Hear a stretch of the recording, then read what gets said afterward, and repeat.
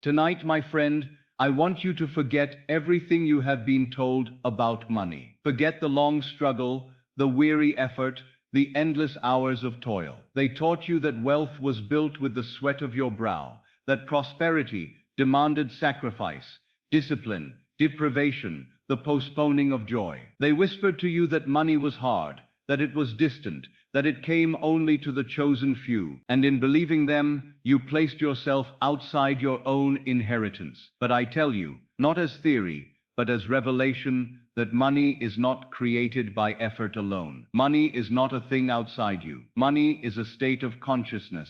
Your fortune is the shadow cast by your inner assumption. And the moment you dare to assume wealth, as naturally as you assume your own name, your world will rearrange itself to reflect it. So tonight, you will hear not advice, not motivation, not the pleasant noise of encouragement that fades with the morning sun. No, what you are about to receive is a transmission, a living seed placed within the fertile soil of your subconscious. This hour is not entertainment. It is a planting, a quiet descent of truth into the deepest part of you. For it is only there, in the silence beneath thought, where reality is born. You have tried working harder. You have tried saving more. You have tried waiting for better times, better opportunities, better conditions, and yet nothing truly changed until you changed. Your outer world is nothing but the echo of your inner state. And tonight, while you drift towards sleep, I will speak directly to that inner state, gently, quietly,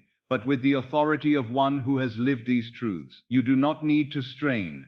You do not need to force belief. You do not need to understand every word. You need only surrender to the feeling of being led, because while you sleep, the law acts. While your outer senses grow dim, the inner ear becomes sharp. And it is in this sacred moment, suspended between waking and dreaming, that the subconscious absorbs without resistance. Whatever you accept here, in this in-between place, takes root and grows. And there is a code, simple, ancient, and more powerful than all the books ever written. The code hidden in plain sight. 2 words capable of rearranging the fabric of your life when spoken from the right state. I am. The name of God in man. The creative power within you, announcing itself. Whatever you join to those words becomes flesh.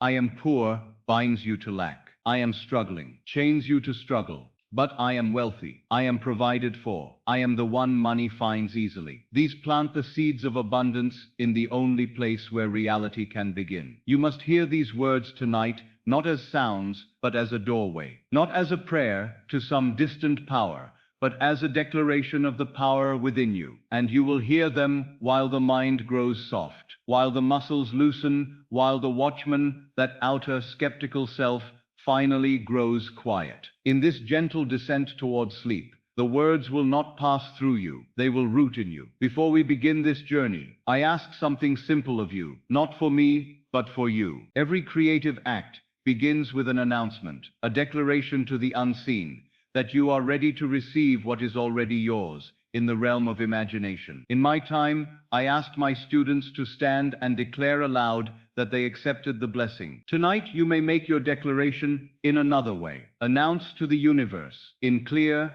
and simple words. Write in the comments, I'm ready to receive. Say it openly, confidently, without a trace of hesitation. And as you write it, you give form to the unseen. You speak your readiness into the world, and the world will answer you in the days ahead. For when you declare your readiness, heaven bends to your assumption. Now breathe, gently, slowly, and let me guide you inward. For tonight, the I am within you awakens. My friend, before you can ever hope to change the world you see, you must first understand the law behind it. Not a law written in books or carved in stone, but the law written into the very fabric of consciousness itself. You have lived your whole life believing that money is the cause, and you are the effect. They taught you that your circumstances create your inner state. They told you that you feel poor because you lack money, that you feel fear because danger is near, that you feel unworthy because the world judges you so. But I stand before you tonight to tell you the opposite. The truth is startlingly simple. Money is an effect. The state is the cause. Every condition in your world springs from the state of consciousness you occupy. whether knowingly or unknowingly. The outer world, with all its seeming solidness, is nothing more than the crystallized shadow of an inner assumption. If you could truly grasp this, even once, your life would never be the same again. You have been trying to change effects. You have been struggling with shadows, rearranging the reflections in the mirror, while ignoring the face that casts them. But the mirror cannot smile unless you smile first. The world cannot shimmer with abundance unless your inner state is abundance. This is why so many people work endlessly, tirelessly, and yet remain trapped in lack. They never change the inner cause. They merely squeeze the outer world, trying to force it into obedience, not realizing that the outer world has no power of its own. I have said it in dozens of halls, in dimly lit rooms, to students who came with desperate hearts. Assume the feeling of the wish fulfilled, and live in that feeling as though it were already true. This is the law of assumption. It is not a metaphor. It is not spiritual symbolism. It is a literal law concerning the creative nature of consciousness. You do not receive what you want. You receive what you are. You do not attract wealth. You embody wealth, and the world echoes it. You do not chase opportunities. Your state summons them. And so tonight, before sleep takes you, we will not beg for anything. We will not plead with heaven. We will not ask the universe to grant us what is already ours. We will simply assume the state, the inner position of the one who already has. For desire, when felt as a fact, is the very mechanism of creation. But how, you may ask, do I assume such a state when the outer world contradicts it? How can I feel wealthy when my pockets are empty? How can I feel secure when the bills pile high? How can I feel provided for when I have grown accustomed to worry? The answer is contained within two words. Words older than any scripture, words whispered to Moses in the solitude of the desert, words repeated by the prophets, by the mystics, by all who have glimpsed the truth behind appearances. I am. These words are not a description. They are a declaration. They are not concerned with past or future. They are the eternal present. I am is the name of God in man, and whatever you attach to those words becomes your world. If you say, I am tired, you embody fatigue. If you say, I am afraid, you clothe yourself in fear. If you say, I am poor, you make poverty your dwelling place. But if you dare to say and feel, I am wealthy, even before a single coin has appeared, your world must reshape itself to mirror that assumption. For the law is merciful. It does not test your worthiness. It responds only to your state. You have perhaps wondered why the words, I am, hold such power. It is because they are not merely a statement about you, they are a statement as you. They speak from the center of consciousness, the place where creation begins. Everything that follows the words, I am, is claimed by the subconscious as a command, a blueprint, a seed. And so the question becomes, what seeds have you been planting? How many nights have you fallen asleep whispering to yourself, I am worried, I am behind, I am waiting, I am not enough, I am trying? These are not innocent thoughts, they are declarations. Every one of them is a prayer, unconscious perhaps, but a prayer nonetheless. Now you understand why your world has remained as it is, not because you are cursed, not because life is cruel, but because your assumption has been creating without your awareness. Tonight, we begin creating consciously. Now let me speak to you of another principle, one that I have shared only with those truly ready to hear it. It is called the law of reversibility. It states simply, if a certain state of consciousness naturally follows a physical event, then that state of consciousness, if produced within, must cause the physical event. In other words, if receiving money brings relief, then relief must bring money. If unexpected income produces joy, then joy must produce unexpected income. If financial security gives birth to peace, then peace must give birth to financial security. This law is immutable. It cannot fail. It is the foundation of every miracle you have ever witnessed. Close your eyes for a moment and consider when a man pays all his debts. What does he feel? Relief. What does the woman whose account suddenly grows feel? Joy. What does the one who receives a generous gift feel? Gratitude, expansion, confidence. These, then, are not the results of wealth. They are the causes. If wealth brings joy, then joy brings wealth. If abundance brings peace, then peace brings abundance. If prosperity brings confidence, then confidence brings prosperity. You must learn to feel the cause before the effect appears. This is the great reversal. This is the heart of the law. This is the secret that overturns the world. But you may ask, how can I feel what I have not yet experienced? And here we come to the most precious doorway of all. The state you pass through as you fall asleep. That gentle threshold between wakefulness and dream, where your body grows heavy and the mind softens like warm wax. In that moment, the conscious mind loosens its grip. The watchman at the gate, the doubter, the worrier, the rational thinker becomes quiet. And what you feel in that delicate interval enters the subconscious without resistance. The state the mind occupies as it drifts to sleep is the state it nourishes throughout the night. And the state nourished throughout the night becomes the state expressed in the day. This is why I have told my students again and again, never go to sleep feeling defeated. Never drift into the dim world of dreams with a mood of lack. For the subconscious, untouched by reason, will accept whatever feeling dominates you in those final moments and will reproduce it as fact. Tonight, you will not fall asleep as the one who struggles. You will not drift into unconsciousness wearing the garment of lack. Tonight, you will cross the threshold, clothed in wealth. Not the wealth of the outer world, but the inner wealth that precedes it. You will feel the joy, the relief, the ease, the calm certainty of the one who already has. And that feeling will take root. It will grow. And in the days ahead, the world will bend to match it. This is not imagination as escape. This is imagination as creation. For imagination is the only reality. Your senses may deny it. Your logic may resist it. Your memory may contradict it. But the law remains. What you assume and feel as true becomes your world. So let me speak plainly now. Your task is not to make money come. Your task is not to attract opportunities. Your task is simply to assume the state of the one who already has, and allow the outer world to mirror that inner truth. This is the foundation of the law. This is the root of all manifestation. This is the cause behind every effect. And tonight, as you listen, as your breath grows slow, as your mind drifts softly inward, you will enter the state exactly where the law receives its orders and obeys them. Now rest. Let these truths settle gently into you. For the law is ready to work once you are ready to assume. Now, my friend, let us prepare the inner chamber before we proceed. For no seed can take root in soil that is tense or troubled. And tonight we are planting a seed that must grow effortlessly, naturally, quietly. So first, allow your body to soften. You may be sitting or lying down. It matters not. What matters is the gentle release of effort. Effort belongs to the waking world. Creation belongs to the inner one. So loosen your shoulders. Feel them drop just a little. Let your hands rest without intention. Let your jaw unclench.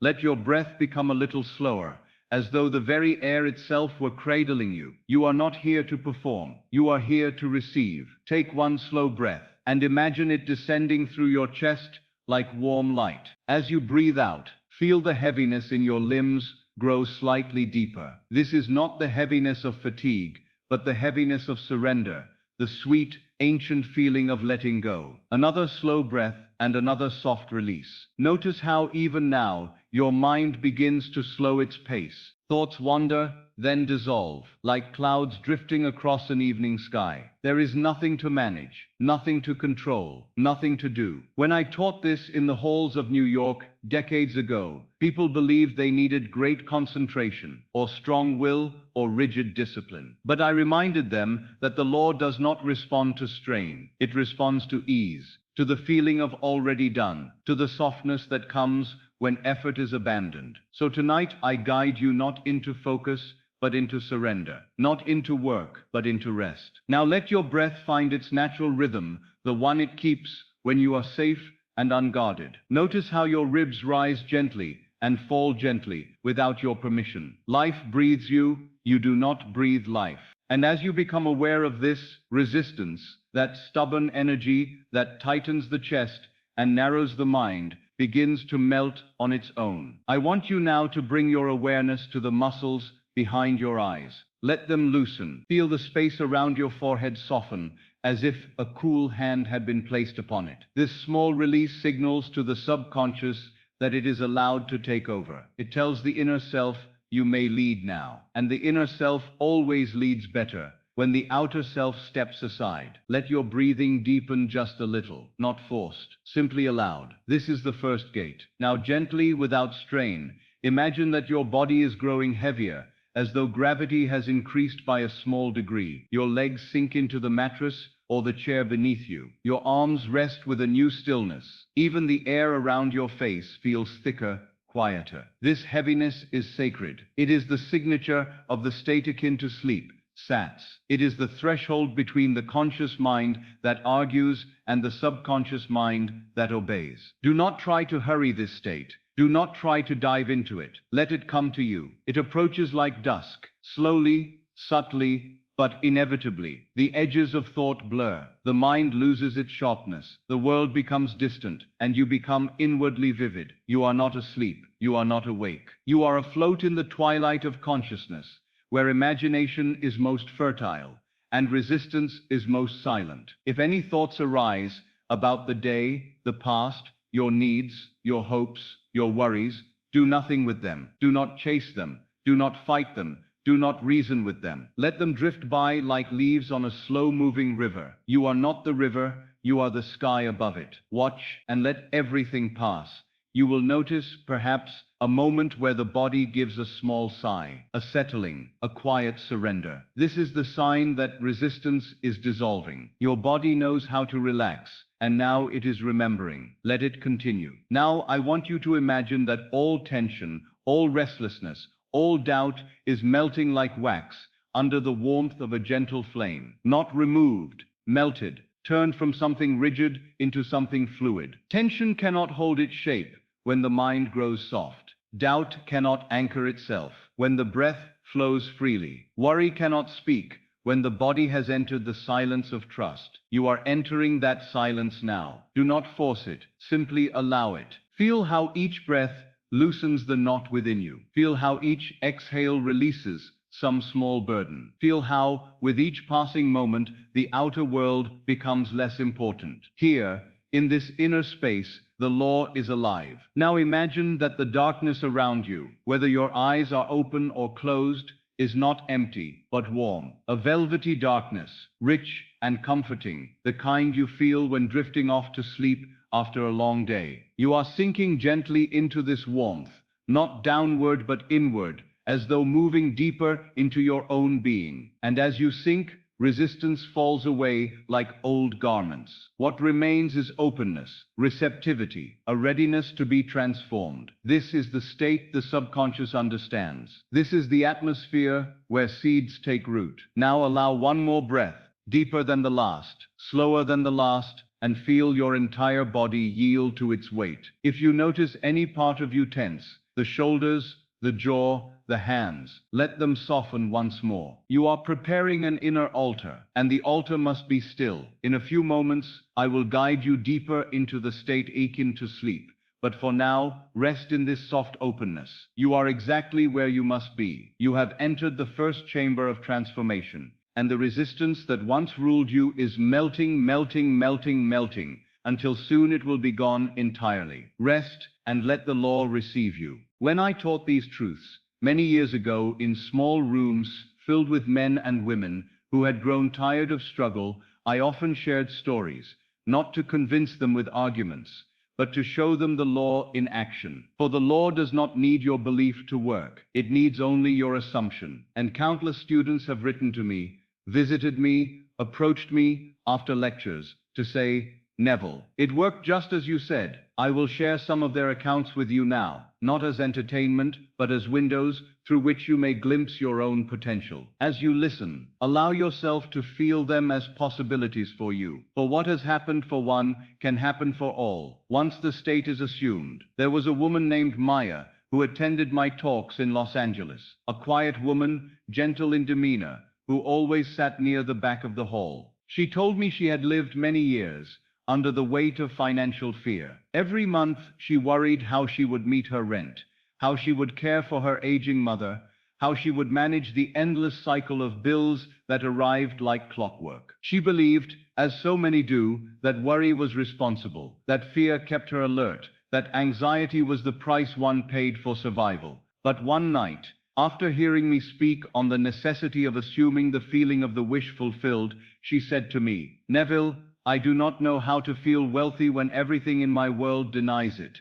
And I told her gently, "You do not begin with the world. You begin with a single moment in imagination." I instructed her to imagine holding a letter, not yet opened, but heavy in her hand, and to feel the soft thrill of good news already known. Not hoped for, not asked for, but known. I told her to bring that heaviness into the state akin to sleep each night. She wrote to me 6 weeks later. The letter she imagined arrived, not symbolically, literally. A relative she had not heard from in years had passed, leaving her a substantial inheritance, enough to care for her mother, enough to ease her life, enough to silence the fear she had carried for decades. It felt, she wrote, as though life had been waiting for me to open the door from within. This is provision unexpected, not random, not accidental, but the lawful outworking of an assumed state. There was also a young man named Raphael, restless, ambitious, full of talent, but caught in the snare of self-doubt. He worked at a modest firm, always overlooked for promotions, because he wore the invisible garment of unworthiness. He told me after one lecture, "Neville, I know I could do more, but no one sees me." And I replied, "They see only what you assume. If you see yourself as insignificant, the world must agree." I instructed him to imagine, each night, a simple scene, his employer shaking his hand and saying, "Congratulations, you've earned it." Not a specific job title, not a particular salary, simply the congratulation, simply the feeling of being chosen. He did this faithfully for 3 weeks, assuming the mood of one who had already received recognition. The result came swiftly. His employer called him in, not for one promotion, but two. An entirely new position was created for him, one that elevated him above those who had once been his seniors. Raphael wrote to me later, "It was as if the whole office woke up and realized what I could do. But I know now it was I who woke up first." Promotion is not the product of effort alone. It is the product of identity. Now let me tell you about Ava, a woman with a small business that struggled for years. She sold handmade garments, beautiful things crafted with love, but lived in a constant state of fear that she would not sell enough to continue. She came to me trembling one night, saying, "Neville, I cannot keep going. I feel cursed." I told her, "My dear, nothing in your world is against you except the state you occupy. If you persist in imagining yourself failing, you will fail with exquisite precision. Imagine instead that your work is desired, sought after, treasured." I asked her to imagine a customer, not a specific one, but the feeling of one, calling her with gratitude. "Your work is exactly what I've been looking for," the voice would say. "I need more, much more." She felt this scene nightly, drifting into the edge of sleep, with the sensation of being valued,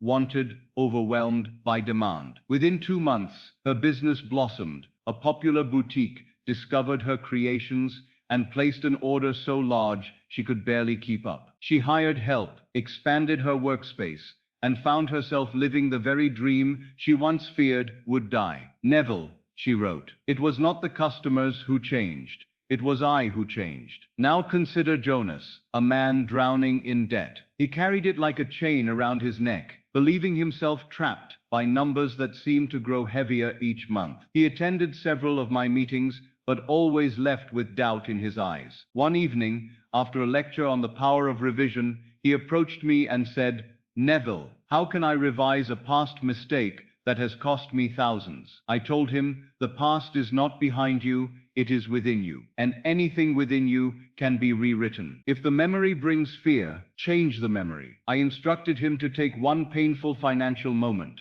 a bill, a loan, a contract he regretted signing, and to replay it nightly in imagination until the scene ended differently. "See yourself shaking hands with relief," I told him. "See the debt dissolved, not by logic, but by assumption." Weeks passed, then months, and one morning he awakened to discover that the company to which he owed the largest sum had been bought out. The new owners forgave old debts, as part of a restructuring. Every letter he dreaded receiving came instead with the words, cleared, closed, paid. He told me later, I did nothing, Neville. Absolutely nothing. Yet the entire structure around me rearranged itself to set me free. You see, my friend, debts dissolve not because you fight them, but because you cease to assume them. And finally, there is the story of Carter, a man who never sought wealth, yet found it appearing at his door like a faithful companion. He was quiet, contemplative, always lost in thought. He attended my talks, not out of desperation, but curiosity. One day he approached me and said, Neville, I do not desire riches, but I do desire ease. I want life to feel smooth, gentle, unforced. I smiled and told him, then imagine life as gentle. Imagine money arriving with the ease of breath, not with excitement, not with tension, but with neutrality. He followed my instruction. Night after night, as he drifted into sleep, he imagined opening a small box on his desk and finding money inside. Not a fortune, just enough. Enough to cover his needs. Enough to feel effortless. Enough to erase the sense of striving. Within the year, he inherited a property he had forgotten existed. Unexpected dividends began appearing from an investment he barely remembered making. Old acquaintances returned with offers, gifts, opportunities. Neville, he said to me, I feel as though money simply wanders toward me because it enjoys my company. And I told him, it does. Everything in this world moves toward the one who assumes ease. These stories are not miracles in the sense the world understands miracles. They are not exceptions, they are demonstrations, testimonies, echoes of a law that is always working, whether we know it or not. As you lie here now, sinking deeper into the quiet of your own being, I want you to hear these stories, not as things that happen to others, but as things that are entirely possible for you. Do not admire them from a distance. Do not say how lucky they were. Say instead, this is the law, and the law is no respecter of persons. You are no less powerful than Maya, no less capable than Raphael, no less worthy than Ava, no less free than Jonas, no less magnetic than Carter. What they assumed, you may assume. What they planted, you may plant. And what grew in their lives may grow in yours, once you inhabit the state of the one who has already received. For life is not waiting to give you what you want. Life is waiting for you to become the one who has rest now, and prepare for your own story to unfold. Now, my friend, let us turn our attention to the heart of this entire journey, the hidden code, the living key, the sacred formula whispered through ages yet forgotten by most. These two words, simple to the ear, yet infinite in power, have called universes into being, and tonight they will call forth your wealth. I speak, of course, of the words I am. If you understood these words, even for a moment, you would never again speak of yourself lightly. You would never allow despair to use your tongue. You would never attach your name to lack or fear or limitation. You would understand that the words, I am, are not a description of yourself, but a declaration of the God within you. When Moses stood before the burning bush and asked for the name of the Eternal, the voice answered, I am, that I am. Not I was, not I will be, but I am. A present, living, unbounded awareness, capable of wearing any state, any form, any reality. And that same I am lives in you. It breathes through you. It imagines through you. It speaks through your every assumption. Whatever follows I am in your inner speech becomes flesh. If you whisper, I am tired, your body obeys. If you complain, I am unlucky, circumstances bend accordingly. If you fearfully repeat, I am struggling, your world arranges itself to match that vibration. You may think these are harmless statements, mere habits of speech, but every word after I am is a seed, and your subconscious is the soil that accepts them without argument. Do you see now why your circumstances repeat themselves? Why certain patterns return again and again? It is because the inner code, the unspoken declaration of your identity, has remained unchanged. You have been saying, I am lacking, even when your lips stayed silent. You have been saying, I am small, even when you stood tall. You have been saying, I am waiting, even when you prayed for arrival. The world is not punishing you, it is obeying you. And so tonight, we must rewrite the code from within. When you say, I am wealthy, you are not describing a condition in the outer world. You are clothing yourself in a new state. You are choosing your inner identity. You are claiming what already exists in the unseen. And by claiming it, you summon it into the seen. But here lies the difficulty, and the reason why so many fail. They say the words without feeling. They repeat them mechanically, as though manifestation were a matter of reciting lines in a play. They speak them as beggars trying to convince themselves, rather than as creators announcing a truth. To repeat the words without feeling is like holding a seed in your hand and wondering why no tree grows. The seed must be planted. It must enter the soil. And in the same way, the words I am wealthy must enter your subconscious through feeling, not repetition. Emotion is the fertile ground in which the seed of I am takes root. Let me explain. When you imagine something vividly, your body responds. If you recall a painful moment from your past, your heart tightens, your breath changes, your stomach knots. Your body reacts not to the memory itself, but to the feeling of the memory. In the same way, if you imagine joy, your face softens. If you imagine love, your chest warms. If you imagine wealth, truly imagine wealth, you feel relief, expansion, security. It is this feeling, not the words alone, that impresses the subconscious. Words are the vessel. Feeling is the life that fills it. So when you declare, I am wealthy, you must feel something. Not excitement, that is unnecessary. Not intensity, that often becomes strain. No, what you must feel is something far simpler. The naturalness of already having a soft calm, a quiet knowing, a sense of completion rather than longing. Imagine for a moment that someone you trust walks into the room and hands you a check for a sum larger than you expected. Notice the feeling that rises, not the amount itself, but the sensation. A small release, a slow exhale, a loosening in the chest. That is the feeling we seek. Or imagine waking one morning, checking your finances, and discovering an amount so generous, so perfectly timed, that your entire body relaxes. The tension you have carried for years lifts. You smile without effort. That is the feeling we seek. When you speak the words, I am wealthy, speak them as the one who has already experienced that feeling. Do not strain. Do not push.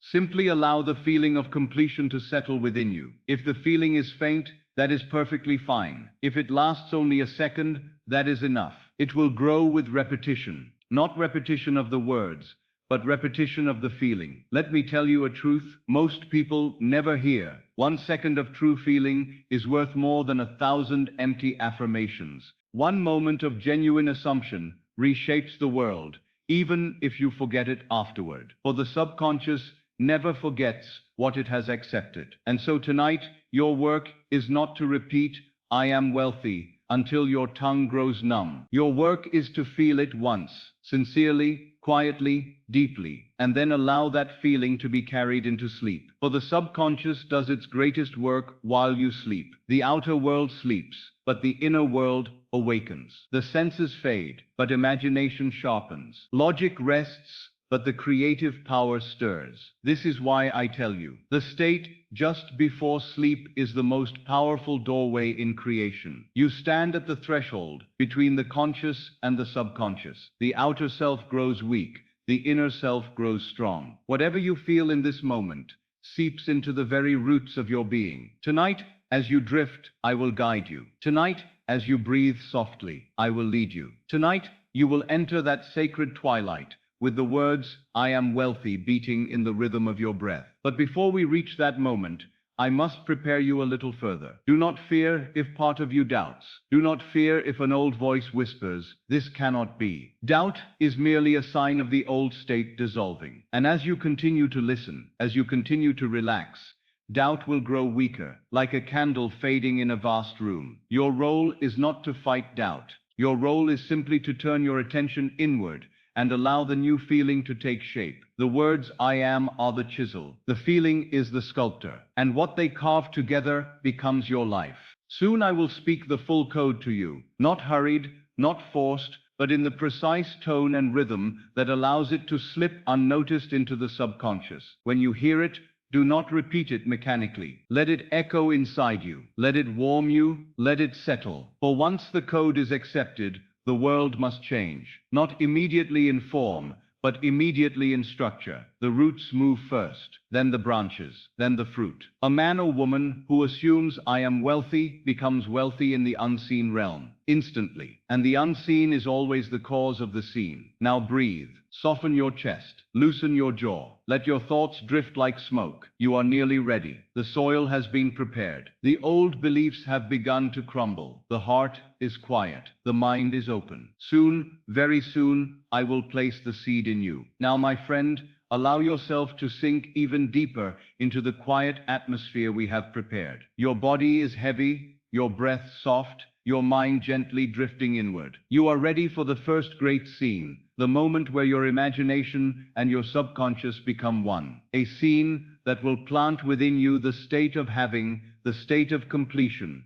the state of wealth already yours. I want you to imagine now that you are holding something familiar, something simple, something every modern man or woman touches dozens of times each day. Though in my day, such an object did not exist, I speak of it now as a symbol, a container for feeling. Imagining is timeless. It adopts whatever images you know intimately. Imagine you are holding your phone in your hand. Do not strain to see every detail. You do not need a perfect picture. Simply feel the weight of it. Feel the smoothness of its surface against your palm. Feel the slight warmth where your hand has been resting on it. Feel the delicate balance of it between your fingers. Your imagination knows this sensation. Let the memory of touch carry you. Now imagine the gentle click or tap as you unlock it. Feel your thumb or finger moving effortlessly, automatically, the way it always does.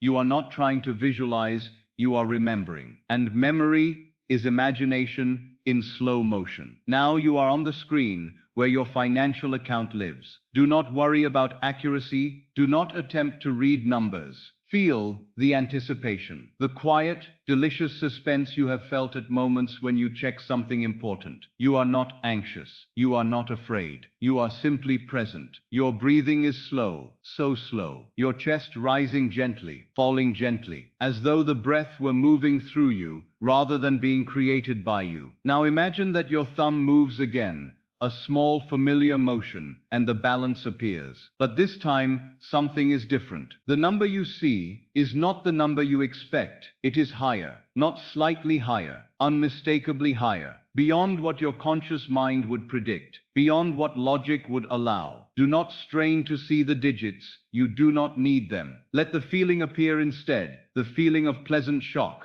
the feeling of unexpected abundance, the feeling of a deep weight lifting off your chest. Your body recognizes this sensation even if your life has not yet expressed it. It is the sensation of relief, of safety, of arrival. And as this feeling settles in your chest, whisper inwardly, I am provided for. Say it slowly. Let each word drop into the stillness behind your heartbeat. I am provided for. Your breath deepens. Your shoulders loosen. A soft wave moves through your body like warm air drifting over cool skin. This is the state of the one who has already received. Feel now the subtle shift inside you, that small, unmistakable flutter of gratitude, the kind that comes when life surprises you in your favor. Let it expand. And as it expands, say quietly within yourself, money loves to find me. Not as a request, not as a charm, but as a truth, a fact of your being. Money moves toward the one who assumes it. Money is drawn to the one who feels ready to receive. Money follows ease, not tension. Feel this truth settling within you, like grains of sand,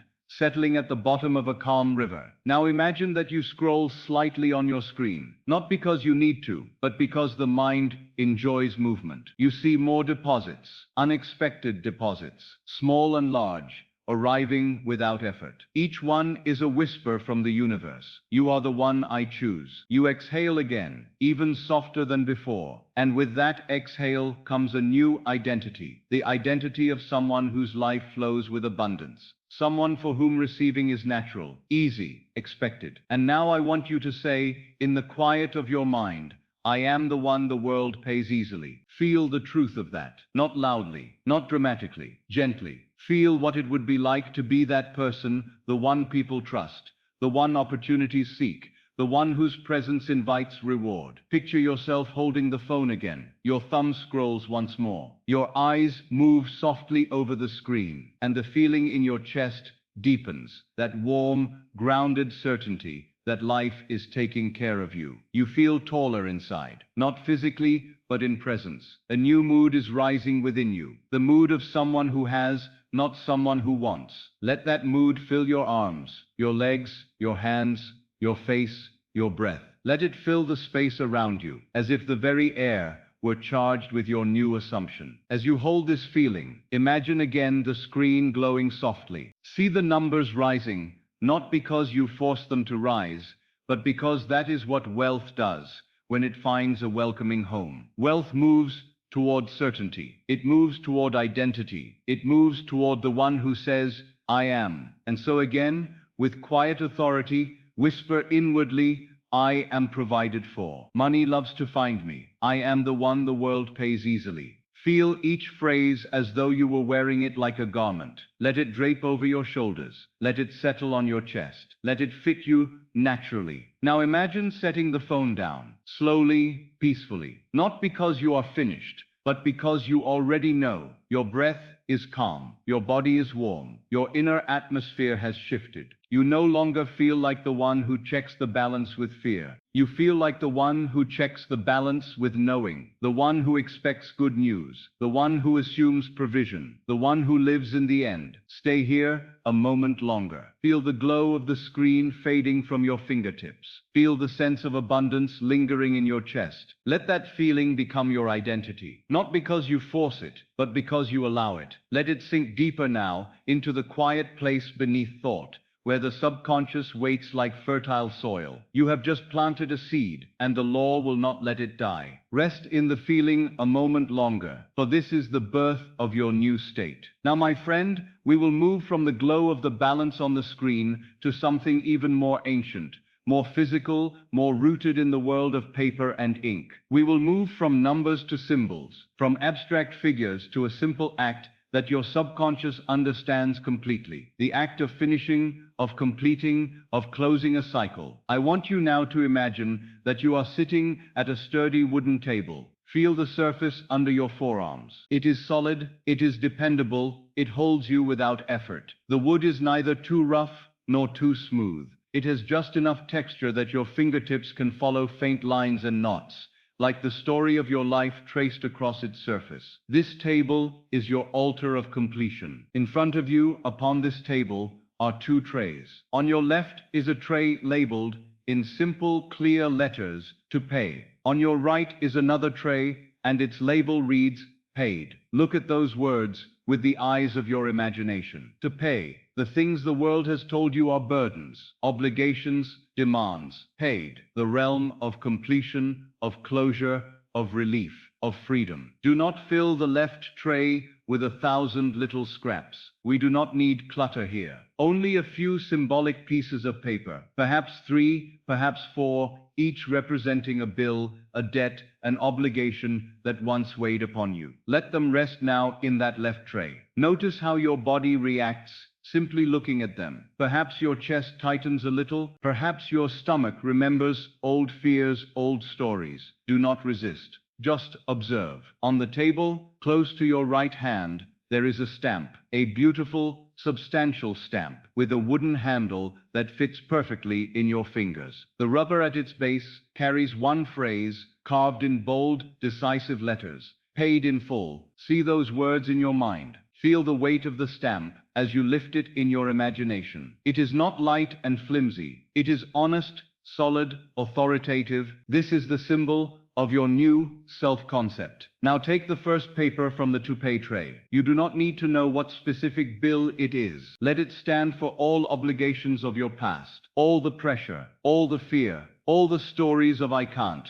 I'm behind, there's never enough. Place this paper in the center of the table. See it there, plain and small, before you. Feel for a moment the old state connected to it, the slight contraction in your chest, the shallow breath, the thought that says one more thing. Do not run from it. Acknowledge it. And now, notice your right hand. It reaches for the stamp. Feel your fingers curl around the handle. Feel the coolness of the wood at first, then the warmth as your hand closes fully. You lift the stamp just slightly above the paper, and you pause. In that pause, there is the whole story of your transformation. You are moving from the one who fears the bill to the one who finishes it. From the one who feels chased to the one who is always ahead. From the one who dreads the envelope to the one who stamps it paid in full. Now, in slow motion, let the stamp descend. Hear the soft, firm sound as it meets the paper. A gentle thud, decisive and final. And in your mind's eye, you see the ink appear, bright and bold across the page.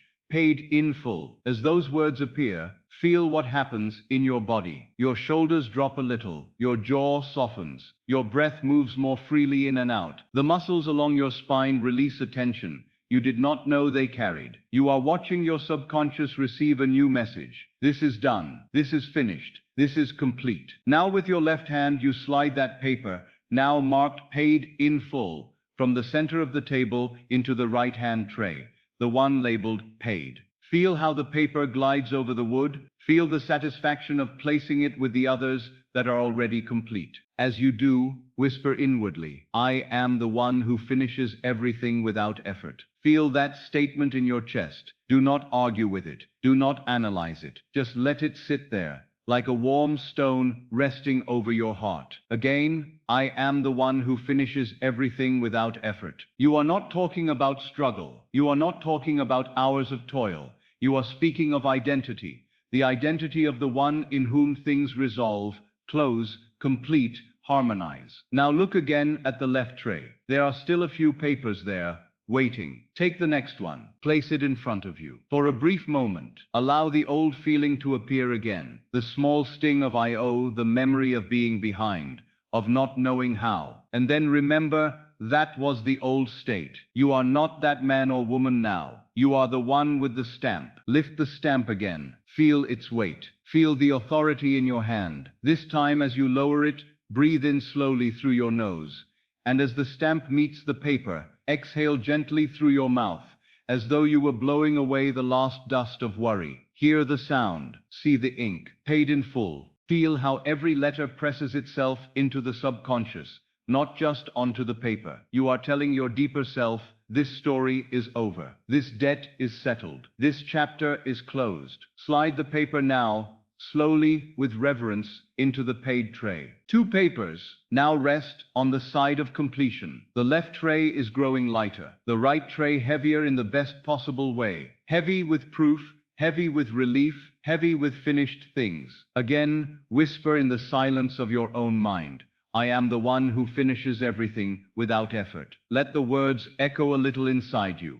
Feel how they change the way you sit in the chair. Feel how they alter your breathing, your posture, your sense of self. You are beginning to recognize yourself as someone different. Once more, reach for the next paper in the to-pay tray. Place it before you. This time, notice something new. The fear is smaller. The resistance is weaker. The habit of tensing is already fading. The very act of stamping paid in full has started to rewrite your nervous system. Lift the stamp again. But before you lower it, pause and imagine that behind this paper, behind this single obligation, stand all the stories, all the years in which you believed yourself to be the one who could not quite catch up. All the days you looked at balances with dread. All the nights you lay awake, counting worries instead of blessings. See them for just an instant, not to suffer them again, but to see what you are about to erase. Now, with a very gentle exhale, bring the stamp down, paid in full. As you see those words bloom across the page,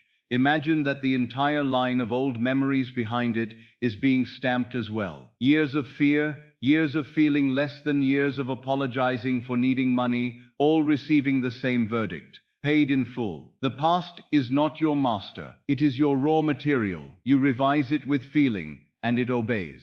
Slide this paper too into the paid tray and feel the quiet thrill of watching the left tray shrink. The right side of the table, the side of completion, of sufficiency, of having done, is filling with proof of your new state. Again, from the center of your chest, as though speaking from your very bones. Say inwardly, I am the one who finishes everything without effort. I am the one whose debts dissolve easily. I am the one for whom every obligation becomes a testimony of abundance. Notice how your body believes more with each repetition, not because you are shouting, but because the feeling is becoming familiar. Now look at the toupee tray once more. Perhaps there is just one last paper left. Let it be the heaviest, the biggest, the one that once seemed impossible. Lift it and feel, for one brief second, how it used to make you feel. Perhaps a knot in your stomach, perhaps a tightening of your throat, perhaps a voice saying, how, or when, or what if I can't? And then, remember who holds the stamp. You do. You are not at the mercy of the paper. You are not at the mercy of the amount. You are not at the mercy of the story.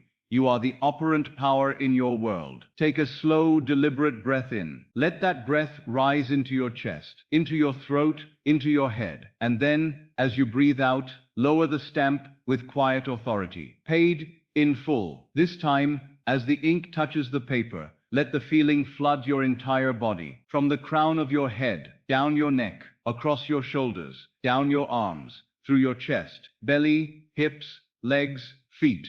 Feel the rush of absolute relief. The kind of relief that makes a person sit back in silence and simply breathe, eyes closed, saying nothing, because the feeling itself is enough. You are free. Not tomorrow, not one day. Now in imagination, where all true freedom begins. Slide this final paper into the paid tray. Now look to your left. The toupee tray is empty, completely empty. There is nothing there to haunt you, nothing to chase you, nothing to accuse you. Look to your right. The paid tray is full. Paper upon paper, story upon story, all carrying the same verdict. Paid in full. In this moment, you are not simply a person who has paid bills. You are the one who embodies completion. Feel the identity taking root.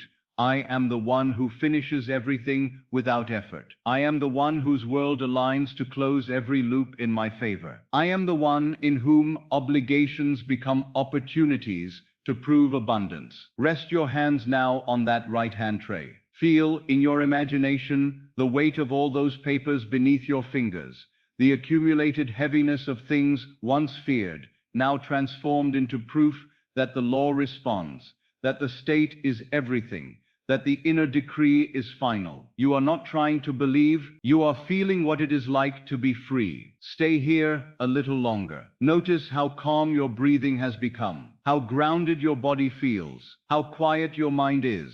You are not calculating, you are not wondering when and how. You are sitting as the one whose debts, inner and outer, are stamped paid in full. From this state, new patterns will arise. You will be drawn to different choices, different conversations, different opportunities, not because you forced them, but because this identity now moves you. And as you drift closer to sleep, let one simple sentence accompany you, as though engraved on your own heart. I am the one who finishes everything without effort. I am paid in full. Say it softly within, one more time. Let it echo once, twice, 3 times, in the deep of you. And now, rest. The stamp has spoken. The law has heard. The work in consciousness is complete. Now that the debts in your inner world have been stamped paid in full, we move into an even higher expression of wealth, the joy of giving. For a moment, notice how the idea of giving has sounded to you in the past. Perhaps it felt risky. Perhaps it felt like losing. Perhaps you said to yourself, one day, when I have more, I will be generous. But I tell you, giving is not what you do after you become wealthy. Giving is one of the surest signs that in consciousness you are already wealthy. Giving is proof of having. So I invite you now into a new scene, a simple one, but very powerful. You are going to step into the state of the generous one, the person for whom helping another is natural, easy, and safe. The person who can say, I've got it, with no strain at all. In your imagination, find yourself walking down a familiar street. The air is gentle on your face. Perhaps it is morning, with a soft light touching the buildings. Or perhaps it is late afternoon, when shadows are long and everything looks more golden. Choose what feels pleasant to you. There is no hurry in your step. Your body moves at an easy rhythm, as though it has all the time it needs. Ahead of you, you see a little cafe. The windows are clear, the glass slightly warm from the sun. A few small tables stand outside, but you feel drawn to go in. The door opens with a light sound, a bell or a little chime, just enough to mark your arrival. The air inside is different from the air outside, warmer, scented with coffee, maybe a hint of pastry, a trace of chocolate or spice. You hear the low murmur of conversation, cups meeting saucers, the rhythm of a place where people come to pause. You step up to the counter, feel the floor under your feet, steady and supportive. Feel the line of your spine gently upright, relaxed but awake. You place your hand on the counter. It is smooth, perhaps wood polished from many years of use. The person behind the counter looks at you, and there is a small moment of recognition, not because they know your name, but because your state is calm. You feel like someone who belongs. You order whatever you would truly enjoy. A cup of coffee, a tea, a warm drink, something simple and comforting. You do not even glance at the prices. Your body does not tense around the idea of cost. You know in the quiet of your being that you are provided for. You are not careless. You are simply not afraid. You hear the total spoken to you, and your hand moves automatically to pay. Feel for a moment the little movement of your arm as you reach for your wallet, for a note, or for your card. Notice how steady that movement is. There is no rush in it, no flinch. You know that what leaves your hand returns multiplied. You know that this small payment is nothing compared to the state you live in. As you are about to complete your purchase, you become aware of someone beside you. Perhaps it is just behind you in the line, a person who is checking their pockets, counting coins, apologizing softly. You hear the tone of their voice. It carries a little strain. Perhaps they have miscalculated. Perhaps what they want to buy costs just a little more than what they have. Perhaps their card is not working. You can feel the slight awkwardness in the air. Notice how your old self might once have reacted, looking away, pretending not to hear, feeling secretly grateful that it is not your problem. But that is not who you are now. You are the generous one. You are the one who knows that giving is proof of having. So very naturally, without drama, you turn your head, and with a small, easy smile, you say something simple. You might say, "It's all right, I'll get it." Or, "Add that to mine." Or, "Please, put that on my bill as well." Feel the words on your tongue. There is no strain in them, no performance. They come from a place of sufficiency. Watch the face of the person beside you. At first, there is a little surprise. People are not used to free, simple generosity. Then their shoulders drop a bit. Their breath loosens. They say, "Thank you," perhaps more than once. You notice the relief in their voice, the way their eyes brighten. For them, it is a small rescue. For you, it is the most natural thing in the world. Feel what happens in your body. You do not feel smaller. You do not feel depleted. On the contrary, there is a quiet warmth that spreads through your chest. Your body recognizes this simple truth. You must have in order to give. This act becomes a mirror. And in that mirror you see yourself as the one who has more than enough. Giving is proof of having. The person behind the counter rings up the extra item. The number changes slightly, but you do not flinch. Your hand moves with the same calm ease. You pay once for both of you. Hear the sound as the transaction completes.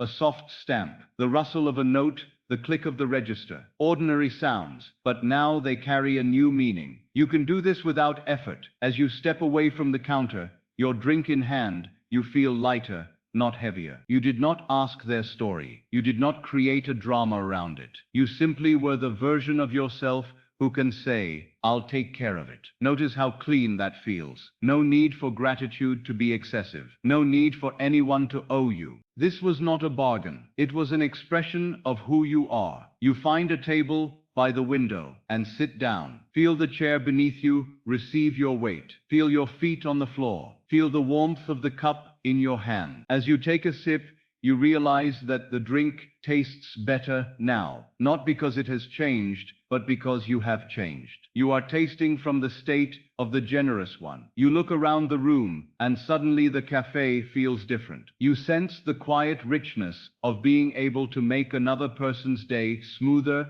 by a simple, effortless act. You did not consult your balance first. You did not ask, can I afford this? You lived from the assumption I am supplied. Therefore, I can supply. Let that sentence rise within you now. I am generous because I am supplied. Say it inwardly, slowly, as though carving it into the silence. I am generous because I am supplied. I am generous because I am supplied. I am generous because I am supplied. Feel what that does to your posture. You are no longer the one who clutches.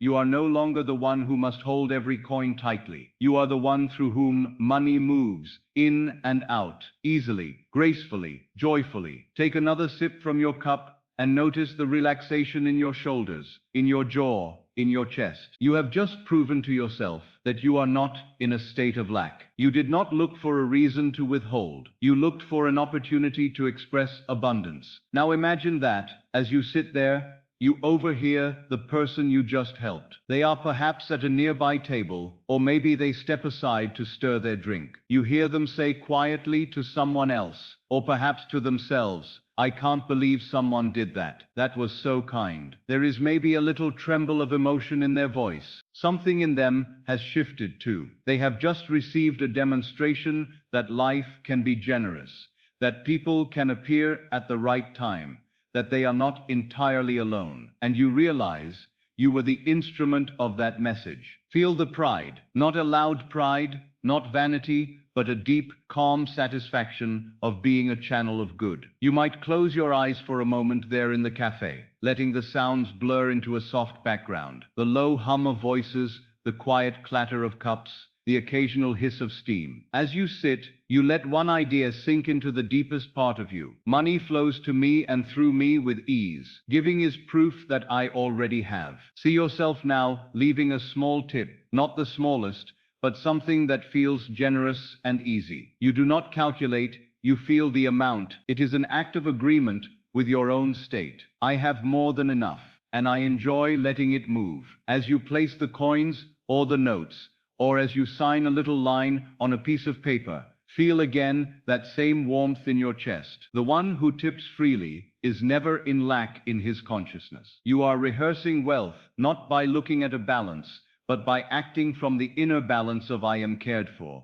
therefore I can care. Stand up now in your imagination. Feel the lightness in your legs, the softness in the soles of your feet as you walk toward the door. The person you helped catches your eye briefly. There might be another thank you, perhaps just a shy, grateful smile. You nod as if to say, of course. This is normal. This is what life is like for me. You step back out into the street. The air outside feels fresher now, as if the whole world has been slightly washed.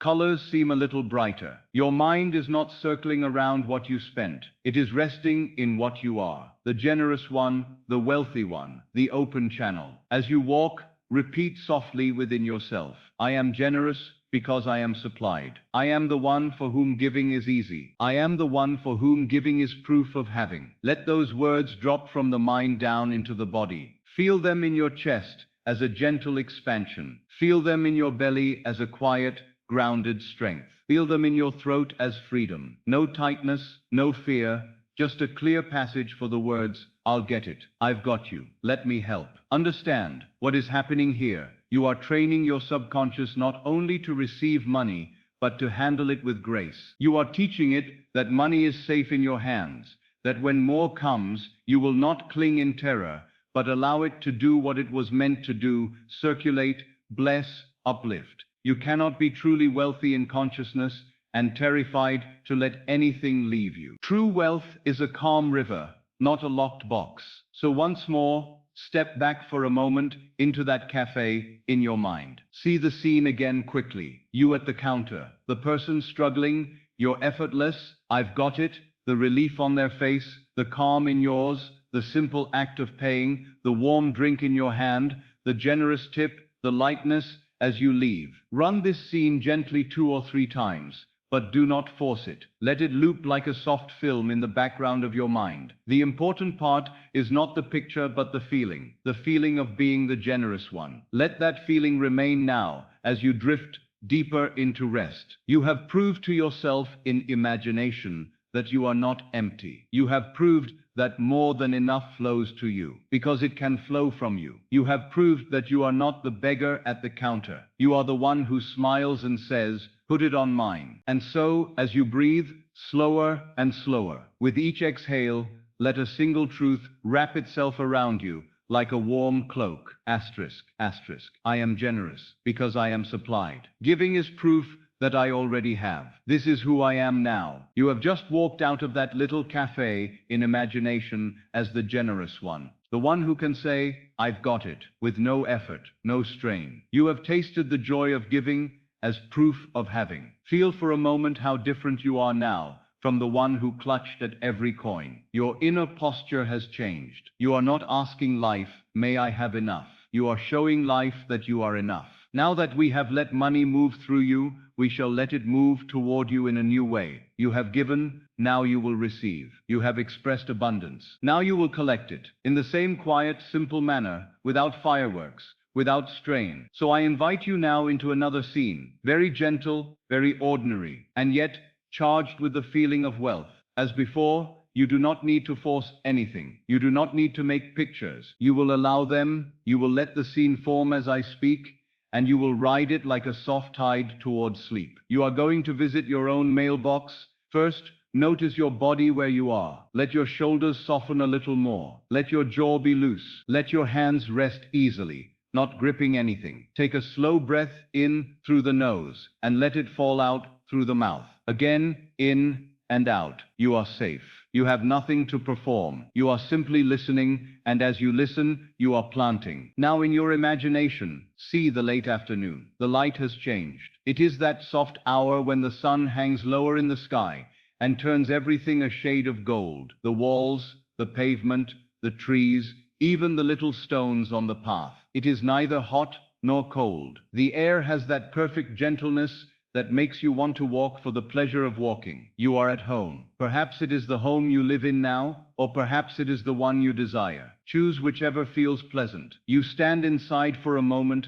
by your door. Around you is peace. The house is tidy enough. The sounds are quiet. Perhaps there is a clock ticking somewhere, or the distant murmur of a radio in another room. You are not distracted by them. They form a kind of soft background, a cradle for your attention. On a small table near the door lies your key. You pick it up and feel the familiar weight of it in your hand. The metal is cool at first, then warms to your touch. That simple sensation is already a sign of ownership. You do not borrow this key. You do not ask permission to use it. It is yours. You open the door and step outside. The air greets you. Take a moment to feel the temperature on your cheeks, on your hands, the smell of the street. Perhaps there is the faint scent of leaves, of earth, of stone, of someone far away cooking a meal. These are all hints of life moving, and you are part of that movement. Your feet find the path you know so well. That little walk from your door to your mailbox. Feel every step. The ground is steady beneath you. Each footfall has a gentle sound. You are not rushing. You are not braced. There is a soft curiosity in you, like a child who knows that something good is waiting. You don't yet know what, but you know the quality of it. It is good. You come to the place where your mailbox stands. Perhaps it is mounted on a post near the road. Perhaps it is a row of boxes, each with its own little door. In any case, you know which one is yours. Your name is there. See it clearly. See those letters. It may be your full name, or simply a number that you know belongs to you. Feel what it means that this little space, this small metal chamber, exists in the world solely to receive things for you. You stand before it for a moment. Let there be a second of stillness. The late light on the metal, the quiet around you, the slight breeze. This is the temple of your good news. You reach out your hand, feel your fingers curl around the little handle, the edge, or the latch. It fits your hand. It was made for human hands, and it responds to yours without resistance. You pull. Hear the small sound the door makes as it opens. A click, a soft scrape, a tiny metallic sigh. That sound to you is the sound of access. The sound of what is mine is coming into my hands. Inside, there is mail. Some of it may be ordinary, a folded leaflet perhaps, a small envelope from a shop, but among them, your eye is drawn to one in particular. It stands out, not because it glows, but because it is different. Heavier paper, a slightly different color. Perhaps it is cream instead of plain white. Perhaps the edges are a little smoother. You can feel, without even touching, that this one matters. You reach in and take it. Feel the slight resistance as the envelope slides out, brushing against the metal sides of the box. Then feel it in your hand, the texture of the paper under your fingers. It is thicker than the others. Quality paper. It bends, but not too easily. It has substance, just as the wealth that belongs to you has substance. On the front, see your name, not as a blur, but as clearly written words. Your first name, your last name, perhaps a middle initial. And notice how it is written. There is a care in the handwriting or in the printing. The lines are clear, confident. This letter knows where it is going. It has not wandered. It has come straight here. On the corner might be the name or symbol of a bank, an office, a trust, a company, or perhaps a person. Choose whatever feels right to you. It might be a familiar institution or something new. The important thing is that when you see it, your heart makes a quiet little movement, not of fear, but of recognition. Yes, this is for me. You hold the envelope in both hands now. Feel its weight. It is not heavy like a burden. It is heavy like a gift. You close the mailbox gently, hearing the small door shut with another simple sound, a click that says, done. You turn away, envelope in hand, and walk back toward your door. Notice how steady your steps are. You are not running. You are not afraid of what you will see. You are allowing yourself the pleasure of anticipation. The path that you walk down, you now walk back. The same stones, the same sunlight. But now you are carrying something in your hand that you did not have before. You reach your door, open it, and step inside. The interior air greets you, slightly cooler or warmer than outside. Home. You close the door behind you, and for a moment you simply stand there, the letter still in your hand. You feel its presence. It is almost as though the envelope has a quiet hum, not sound, but a silent vibration of good. You walk to a table. Perhaps it is the small table by the door, perhaps a larger one in the living room or kitchen. Choose one. The surface is smooth under your hand as you set the other papers down. They can wait. You keep this one envelope in your hand. You draw out a chair and sit. Feel the chair support you. Feel your feet on the floor, grounded. Feel your back gently touching the back of the chair. Now you look at the envelope again. Your name, the mark of the sender, the quality of the paper. You slide a finger under the flap. Feel the edge of the paper against your skin, and with that simple motion, you begin to open it. Hear the faint tear as the seal gives way. It is not a violent sound. It is the sound of something yielding, something that has been closed, now opening to you. Inside is a letter, and behind the letter, something else. You slip the contents out and place the empty envelope aside. You unfold the letter. The paper has a certain crispness, that little snap when creases give way. The black of the ink against the pale of the paper. You read the first line. We are pleased to inform you, or perhaps it is our pleasure to notify you, or we are delighted to let you know. Choose the phrasing that feels most natural, but let that sense come through. Pleased, delighted, our pleasure. They are glad to be writing to you. Your eyes move down the page. Words like credit, release, approval, disbursement, adjustment in your favor. Each one a little bell that rings softly in your chest. You do not rush.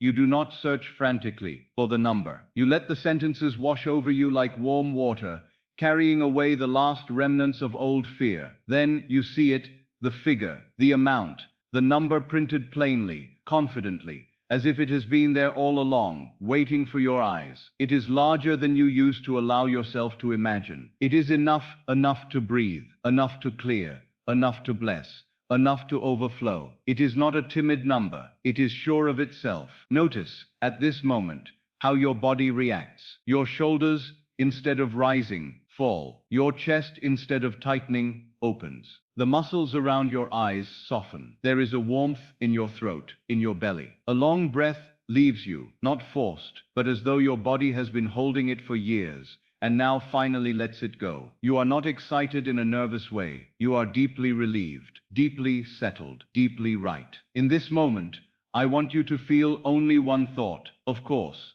Of course this has come. Of course this letter is here. Of course this number is mine. You have been rehearsing the state of the one who is provided for. You have been speaking, I am, as wealth, as sufficiency, as ease. And now the outer world reflects that inner assumption in black ink on white paper. You lower your gaze again to the page. There may be a sentence explaining why this has come, a correction in your favor, an inheritance, a settlement, a bonus, a profit distribution, a special payment. It may be a new contract advance, an unexpected refund, or simply funds released. It does not matter which story you choose.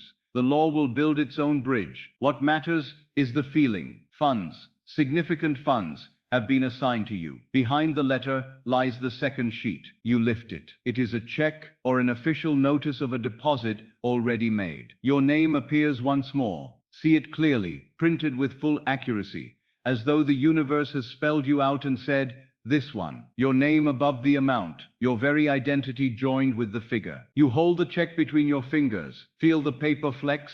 Feel how real it is. There is no maybe, no one day. The number is not painted in wishful air. It sits there in ink that does not smudge beneath your touch. It is done. As you look at it, your breath finds a slow, steady rhythm. In and out, in and out. And within yourself, very gently, you say, I am provided for. I am always chosen for increase. I am the one to whom money comes easily. Say those sentences inwardly, not as if begging, but as if describing what is already so. I am provided for. I am always chosen for increase. I am the one to whom money comes easily. Let each phrase sink below the level of words and become sensation. Feel I am provided for in your chest, a deep, calm warmth, like sitting by a fire that never goes out. Feel I am always chosen for increase in your spine, a quiet strength like a tree that knows it will see many springs.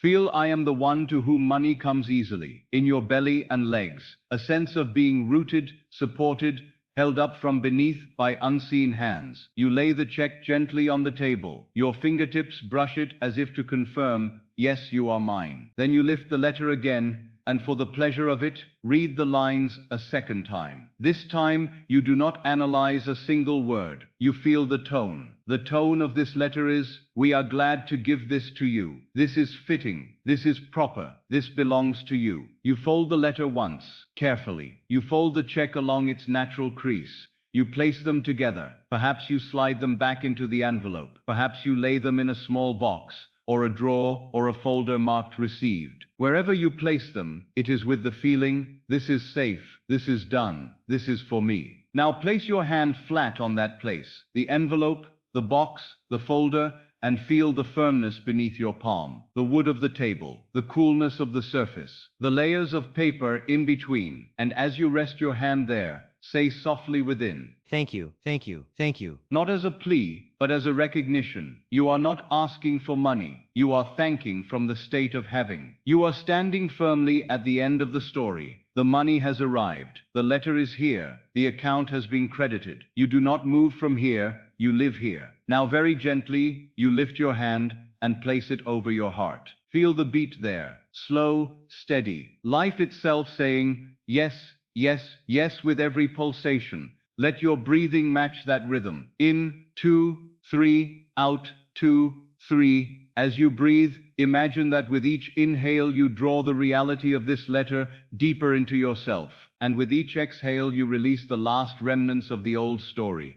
The story of the empty mailbox, of the dreaded envelope, of the we regret to inform you. Those letters do not belong to you any longer. The one that belongs to you is this one. We are pleased. We are delighted. The amount is, now once more walk this scene from the beginning but quietly. See yourself again in the late light, walking to the mailbox, hand on the little door, the special envelope, your name, the weight of it in your palm, the walk back, the table, the chair, the opening, the words, the number, the check, the relief, the thank you. Do not force sharp details. Let them come like soft strokes of a brush. The essential points are, you went out empty-handed. You returned with proof of increase. You opened a letter that said, you are provided for. You saw a number that matched your desire. You felt calm, natural, safe. Money has come to meet you while you were simply living your day. As you replay, allow your body, where it lies now, to imitate the body in the scene. If in the scene your shoulders dropped,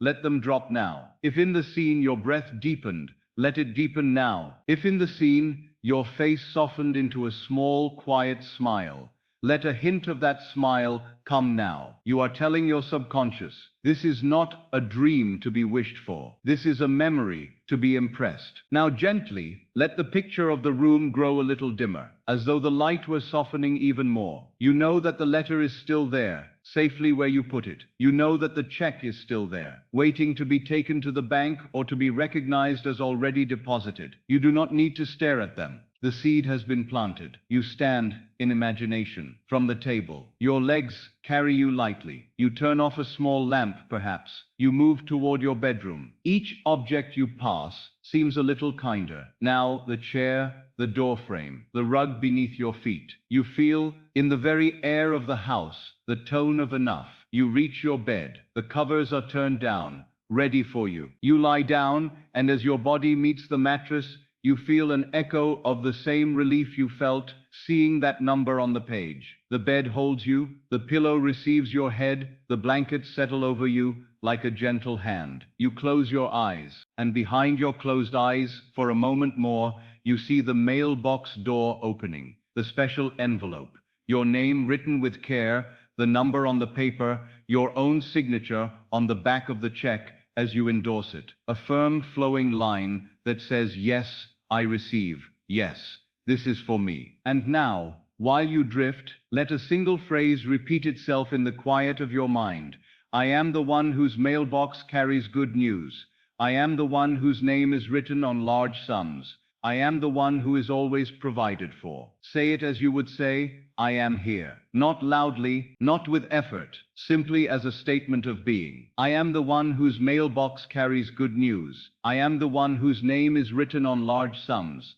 I am the one who is always provided for. Let those words sink below thought, into that deep place where images and feelings become your reality. The outer letter is only the shadow. The true letter is being written now in your subconscious, and its ink is your feeling. You have walked to the mailbox and found wealth. You have opened the envelope and read, yes. You have seen, in writing, what you have been assuming in silence. Now, you may allow yourself to sleep. The letter is already sent in the unseen. The amount is already assigned in consciousness. Your only task is to rest in the knowing. I am the one it belongs to. And so, as you turn gently toward your most comfortable position, as your muscles loosen and your thoughts thin out like mist, let one final whisper move through you. Thank you. I am provided for. It is done. You have just seen yourself. Open that envelope. Read the words in your favor and feel the number on the page settle into you like something that was always meant to be there. You have stood in your own home with written proof that the unseen has taken form. The inner claim, I am provided for, has worn outer clothes. Ink, paper, a check, a balance. That was wealth coming quietly to you. Now I want you to experience something more. Wealth moving quietly through you. You will not ask for anything in this scene. You will not chase. You will not hope. You will express who you are. And in the expression you will know yourself as the wealthy one. The same law that placed that letter in your mailbox will now place a bill on your table and your hand upon it. Easily, naturally, as the one who pays for everyone without a ripple of fear. I ask you now to let a different picture take shape. Do not strain, let it assemble itself. It is evening, not the harsh light of noon, but that gentle, almost tender hour when lamps are beginning to glow behind windows and the streets look softer than they do by day. Perhaps it has rained a little earlier and the pavement holds a faint gleam, reflecting the lights like scattered stars at your feet. The air carries a mixture of scents, a trace of food from open doorways, a hint of tobacco from someone passing, a subtle sweetness from trees or flowers along the street. You are walking with purpose. You are on your way to dinner. This is not an ordinary meal in your imagination. Tonight, in this scene, you are the one who has invited. You may have telephoned your friends earlier that week, or perhaps they are family, colleagues, dear companions of many years. You chose the place, you set the time, and quietly, privately, you have already decided one thing: I will pay for everything tonight. You know this before you arrive. You are not waiting to see if you can. You are coming as the one who does. Feel that decision rest in you as you walk. It does not make you tense. It does not feel like a burden. It feels like a gentle fullness, as though you carried a warm light behind your ribs that no one else can see, but you feel it with every step. You are dressed comfortably, in clothes that feel good on your body. You are not trying to impress. You are simply at ease. The fabric sits well on you, the shoes support you without rubbing. Even in this small detail, you are not making do. You are the one who is well supplied. Up ahead you see the restaurant. Notice its door. Perhaps it has a brass handle that catches the lamplight. Perhaps the windows are fogged slightly from the warmth inside. You see shapes of people seated, moving, talking. There is a low music, not loud, just enough to wrap the room in intimacy. You walk toward that door as though it has been waiting for you. And in truth, in this scene, it has. You place your hand on the door and push. At once you are greeted by warmth, the temperature, the light, the sound, the gentle murmur of conversation, the clink of cutlery against plates, a burst of quiet laughter from a table across the room. The air smells of good food, butter, herbs, perhaps a hint of wine on the breath of the room. It is pleasant, it is inviting. You belong here. A host or hostess looks up and meets your eye. You say your name. Listen to how it sounds in this place. Clear, calm, assured. We have a reservation for... And they find it, as though of course they do. Their face brightens. Yes, this way. You follow them between tables. Notice how your body feels as you move. You are not shrinking as one who hopes they will not be noticed, nor are you puffed up. You are quietly present, the way a person is who knows they have every right to be there. You are not wondering whether you can afford it. That question does not even arise in this scene. You have already answered it with your state.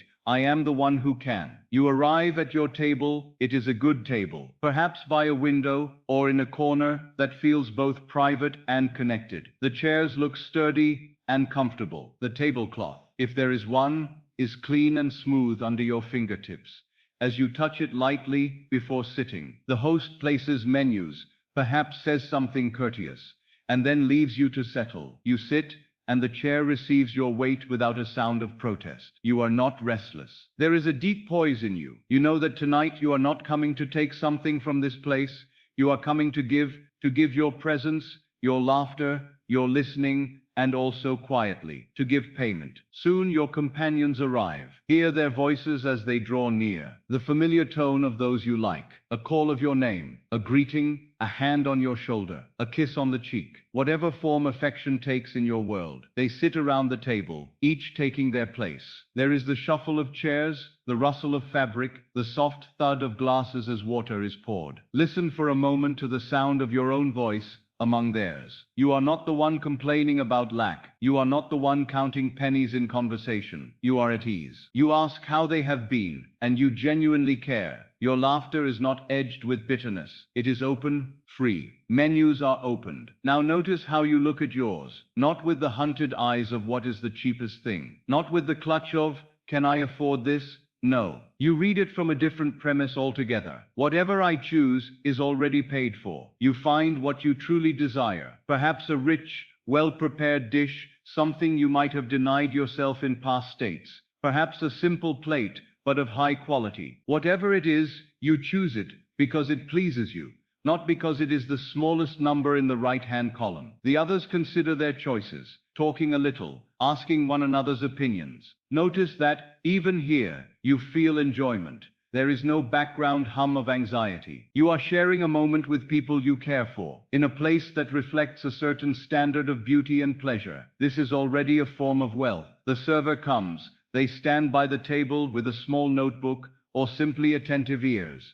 One by one, your companions order. They ask questions about the dishes, and the server answers. Finally, it is your turn. Your voice is calm and clear as you say, I'll have. And you name what you want, without apology, without hesitation, without a single glance back at the price. You allow yourself to be the one who is well fed. The orders go in, bread might arrive, or some small appetizer. Glasses are filled, conversation deepens, stories are told of the week's events, of small troubles, small victories. You listen, you speak, you listen again. There are moments when all of you laugh together, and for a second, heads tilt back, eyes close, the whole table breathes as one. In these moments, you realize something. This is what money serves. Not numbers on a page, not worry, not hoarding, but shared life. You have not yet touched your wallet, and already you are rich, for you are able to be here as one who belongs.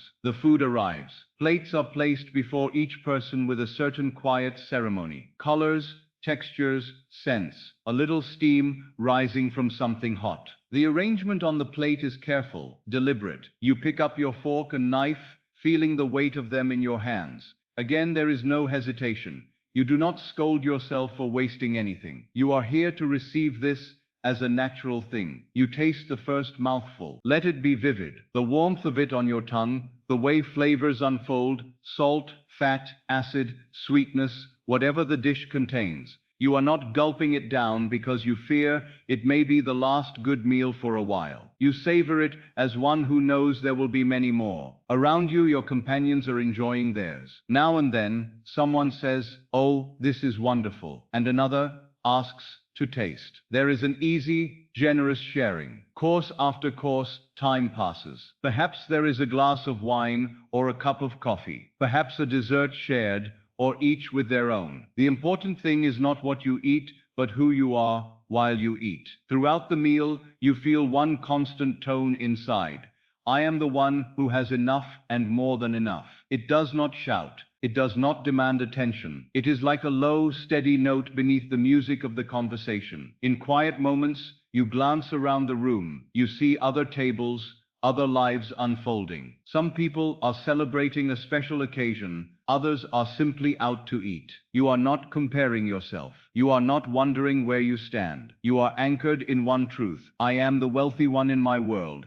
And tonight, I demonstrate it in a very simple way. Eventually, the meal comes to its natural close. Plates are more empty than full. Cups are drained, or nearly so. Someone leans back in the chair with a sigh of contentment. The table reflects a good time had crumbs, used napkins, a spoon resting on a saucer. Conversation becomes softer, slower. There is that pleasant heaviness of satisfaction, not only in the body, but in the heart. And then comes the moment. The server returns, and with that practiced discretion known in such places, asks, "Shall I bring the bill?" Hear how those words sound. See how the others react. Perhaps one or two glance at one another. That familiar little dance of, "Shall we split it? Or we'll see how to divide it." In the past, you might have been part of that small tension.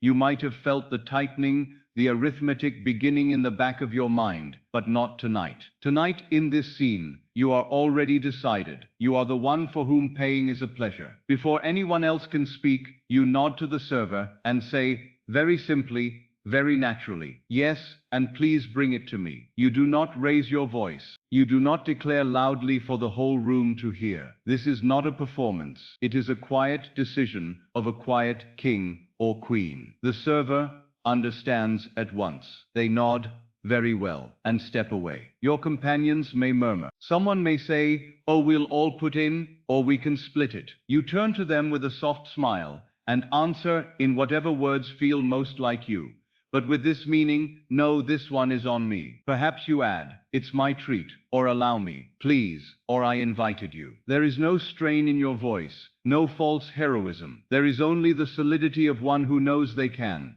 If anyone insists, you remain gentle but firm. Truly, "I want to." You do not need to push. They feel the certainty behind your words. It is not the brittle insistence of someone who wants to impress. It is the calm insistence of someone for whom generosity is natural. The bill arrives. The server places a small folder or plate by your hand. For a moment, you simply rest your fingertips on it. Feel the slight weight of it, the crispness of the folded paper inside. This is the outer symbol of all that has just taken place. The food, the service, the time. Once, such a thing might have filled you with dread, as though it were a judgment. Now it is merely the proper conclusion to a good evening. You open it. Inside you see the total. There are lines itemizing each dish, each drink, perhaps taxes, perhaps a service charge. Then at the bottom, the sum. Look at it. Do not blur it. Do not rush past it. See the amount clearly. It may be more than you used to spend in a week. It may be what once would have frightened you. But now, in this state, it has no power over you, because you are not looking at that number from the old concept of self. You are looking at it through the eyes of the one who has already assumed, I am wealthy, I am generous, I am the one who pays. As you gaze at the total, something in you says again, of course. Of course it comes to this. Of course it is all taken care of. Of course I can pay. You do not even feel the need to calculate how it will affect anything else. You know that this act of living from the end will be matched outwardly by streams of supply, by unexpected income, by the reordering of your affairs. You know that you are not losing. You are revealing who you are. You reach for your means of payment. Perhaps in this scene, it is notes, crisp, folded bills, from a wallet that is never empty. Feel the leather in your hand, the familiar creak as it opens. You see notes in an order that pleases you. You take out what is needed, perhaps a little more for a generous gratuity. The paper has a texture, a sound as you lay it neatly in the folder. Or perhaps it is a check. You take out a pen. The ink flows smoothly. You write the amount without hesitation. Your hand does not shake. Your name, signed at the bottom, looks at home there. You are not scratching it as though apologizing. You sign like one whose signature opens doors. Or if in your world another form is more natural, whatever it may be, feel what matters. There is no shrinking, no doubt, no fear. You provide the sum as easily as you would set down a glass of water. You add a gratuity that reflects who you have become. You are not stingy. You do not grind the server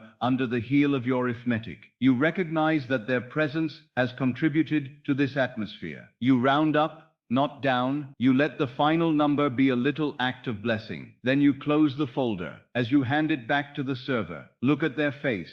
They glance at the amount. You see a brief, genuine relief or gratitude there. Perhaps they thank you with a slightly different tone, a tone reserved for one who has made their work lighter, not harder. You nod and receive their thanks, not as a ruler receiving tribute, but as a fellow being enjoying the law. Your friends realize that you have taken care of everything. Some may protest softly one last time, more from habit than from real resistance. Others simply allow themselves to be gifted. Are you sure? Someone might say. You reply, very sure. You may even add with a hint of humor, you can get it next time if you like. But inside, you know that tonight is not strain. It is demonstration. Notice your body at this point.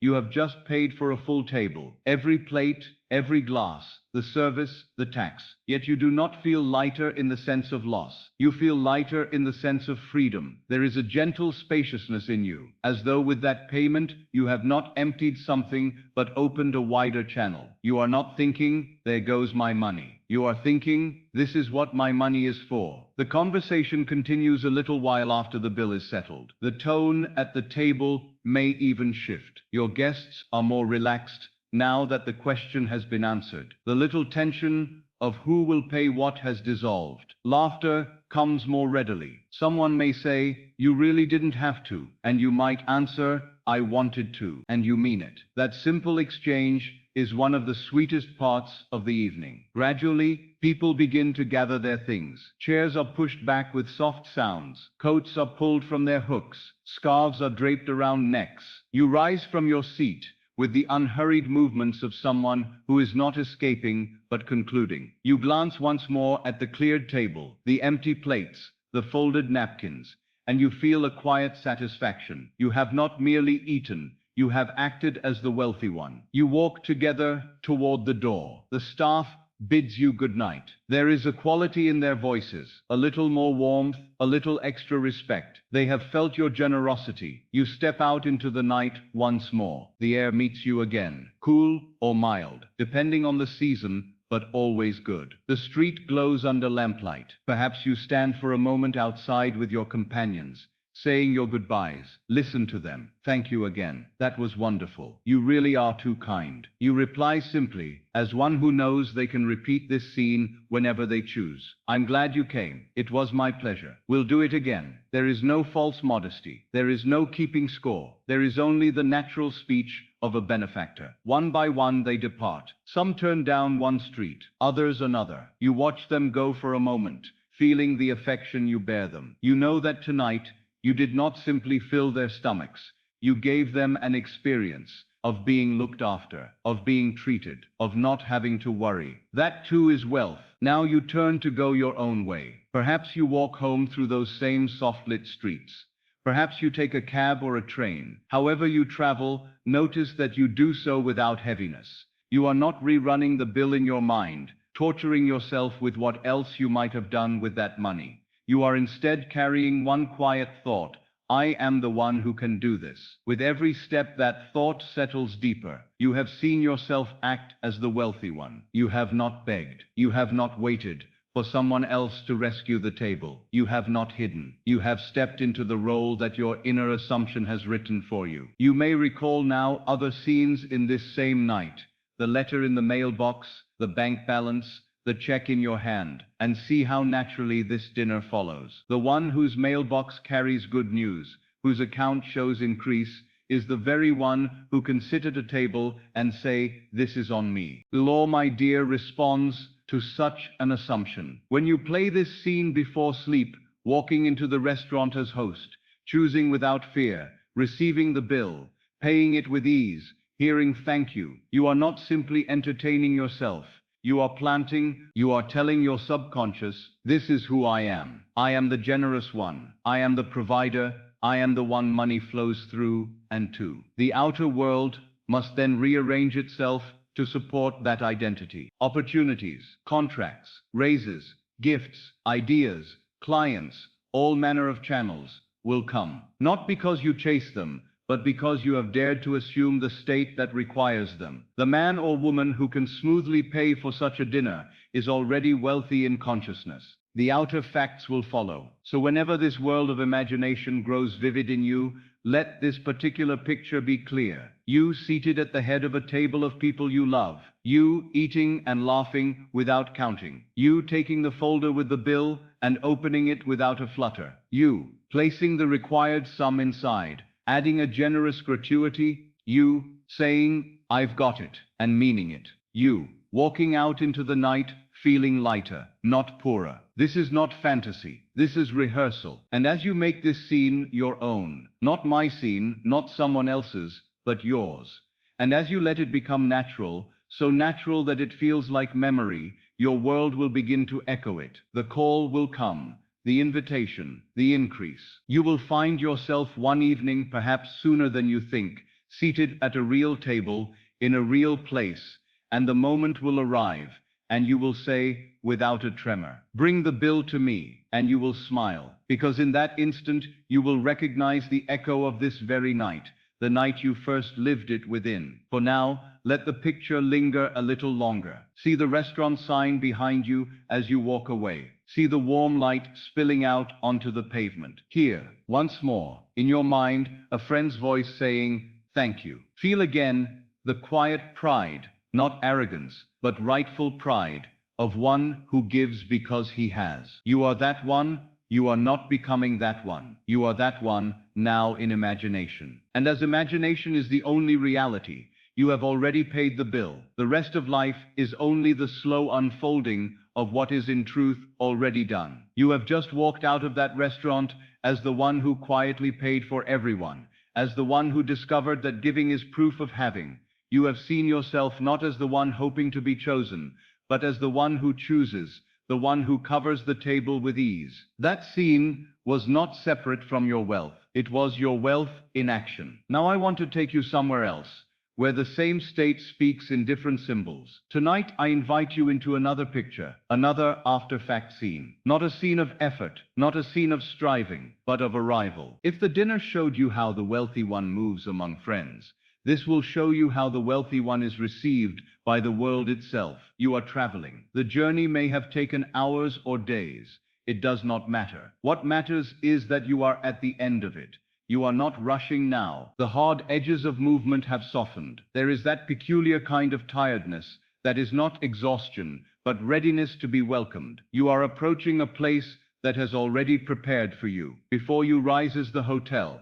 See it clearly. Do not hurry past its front. It stands at the corner of a broad avenue. Its facade, tall and composed. Lights glow behind large windows. At the entrance, there is a canopy or a modest awning, perhaps with the name of the hotel written in clean letters. The doors are glass and brass, or old polished wood, and they are opened for you before you can reach for them. A doorman or a porter stands there. His coat is neat, his manner respectful but not servile. When he looks at you, notice that he does not see a stranger who must prove himself. In this scene, in this state, you are expected. He steps forward with an easy gesture, takes your bag from your hand, as though it were the most natural thing in the world, and says something simple and warm. Good evening, or welcome back, or we've been expecting you. Listen to those words. They are not courtesy alone. They are the echo of your own inner assumption. When you have assumed I am the welcomed one, the outer world finds ways to speak it to you through lips and uniforms and human faces. The porter lifts your bag as if it weighed nothing, and you are free to enter with your hands unburdened. You step across the threshold. At once the city falls away. The air inside is different, cooler or warmer than outside, perfectly chosen. The scent is subtle and deliberate, a mixture of fresh flowers, polished wood, perhaps a hint of citrus, or something lightly sweet. The floor beneath your feet is stone or thick carpet. Your shoes sound differently now. Instead of hard on pavement, they make a softer, more dignified note. Lift your eyes and look at the lobby. There is height here. Perhaps a chandelier of crystal or glass scatters the light in droplets across the ceiling. Perhaps tall arrangements of flowers stand in vases, rich in color, as though the hotel itself has dressed to greet you. There are chairs upholstered in fine fabric, small tables with neatly arranged magazines, a rug whose pattern has weight and history in it. You are not overawed. You are at home. You stand there for a moment, taking it in, and there is no whisper in you that says, "This is too much for me." That voice belonged to another state. That man or woman stayed behind. The one who stands here now looks around with quiet recognition. Of course, the place where I rest reflects my wealth within. At one end of the lobby, you see the reception desk. It is not a barrier, but a place of welcome. The counter is smooth and polished, perhaps marble, perhaps dark wood, with a soft gloss. Behind it, shelves or cubbies, perhaps a row of keys, gleaming. There is a clerk, or two or three, each dressed with care, each carrying a composed, attentive presence. You walk toward the desk. Feel the way you cross the lobby. You do not hurry, you do not shuffle. Your steps are measured, simple, assured. You belong up here, not pressed to the side. You are the guest. This space exists for you. That is the attitude of the wealthy one. The clerk looks up and meets your eye before you have to clear your throat. Good evening, they say. How may I assist you? You give your name. Say it inwardly. Now, in this scene, I am. And then whatever name you bear in this world, hear it leave your lips with ease. It is not the name of a beggar. It is the name of the one who assumes, I am welcomed. I am supplied. I am the one they are already prepared to receive. The clerk searches for a moment, glances down at a book or a ledger, perhaps a stack of cards. Then comes that small, satisfying confirmation. Yes, of course. We have your reservation right here. Let that statement sink in. We have your reservation. In outer terms, it means that the room has been set aside for you. In inner truth, it is the world saying, the place you desire is already prepared. You are not knocking at a random door. You are returning to what imagination has already claimed. They ask for whatever details are needed. You provide them calmly. There is no fumbling, no sense of being scrutinized. Your papers are in order. Your presence is in order. The clerk's tone makes it clear. You are not a bother. You are the purpose. Then they say, you are in one of our suites, or we have you in one of our best rooms, overlooking the city, or we have upgraded you. Hear that. You did not stand and plead. Please, can you do better for me? The better has already been done. The upgrade follows the state. The wealthy one expects and is given more space, more light, more beauty, not by favor alone, but because of assumption. They slide a key toward you. Perhaps it is an old-fashioned key on a heavy ring with a brass tag, the number engraved. Feel the cool weight of it in your hand. Or perhaps it is a small card, newly printed, with the name of the hotel and your room number discreetly indicated. Even the card feels subtly different, firm, clean-edged, a token of belonging. The clerk smiles and says, "The lift is just over there. Victor will take your bag up for you. Your suite is on the 9th floor, or the 7th, or the 12th, whatever number pleases you. The number does not matter. What matters is that it is above." You turn, and there is the porter again, your bag already in his keeping. He gestures politely, "If you'll follow me." You cross the lobby together, and once again you feel that lightness of being unburdened. Someone else is carrying the weight. This is more than luggage. It is symbol. In this scene, you are no longer the one stooping under the load of "how will I make it?" The law carries it for you. You arrive at the elevator. The doors are metal, perhaps with a soft sheen. Maybe there is a small clock above them, or a row of numbers that light up. A bell sounds, low and pleasant, and the doors part. You step in. The floor is thick. There may be a little railing along the wall. The light inside muted and kind. The porter presses the button for your floor. The doors close with a smooth movement. You begin to rise. Feel that upward motion in your body. It is gentle but indisputable. You are being lifted. What was on the ground level recedes. The lobby, with all its comings and goings, moves below you. Whatever noise of the street is reduced to a memory. You are not climbing stairs panting. You are being carried upward. This is how the law moves you. When you assume the higher state, you do not drag yourself up by human effort alone. You take your stand. I am the one who stays in abundance, and life itself provides the elevator, the mechanism, the unseen machinery that raises you. The lift stops with a soft, precise halt. The doors open. The corridor stretches before you, quiet and carpeted. The lighting here is gentle, perhaps wall lamps with shades, perhaps small fixtures in the ceiling. The carpet muffles every step. The walls are decorated with art. Even the silence feels curated. This is not the place of crowds. This is the place of rest. You walk along the corridor. The porter leads, wheeling or carrying your bag. The numbers on the doors pass, 903, 905, 907, until at last you come to yours. Look at the number. It pleases you. It has symmetry or some personal meaning. The porter stops, and you stop beside him. You stand before a closed door that already belongs to you. You take your key or your card. This is a moment of authority. The door will not open for anyone in the corridor. It opens for the one who bears the key, the one whose name is on the reservation, on the ledger, written in the system. In imagination, you are that one. No external thing can give you more right to this room than your own assumption. You insert the key and turn, or you bring the card to the lock. There is a small click, perhaps a tiny light showing green. Yes, enter. Hear that click as the world saying, "Granted." You press the handle and push the door inward. The room receives you. Pause here and allow the first impression to wash over you. The light is subdued, not dim, but soft, inviting. It may be evening outside, and lamps cast golden pools on tables and walls, or it may be late afternoon, and the last of the day streams through tall windows, painting the room in honey. You step in, and the door closes quietly behind you, shutting out the corridor, the elevator, the lobby, the street. This is your world now, for this night. Look around,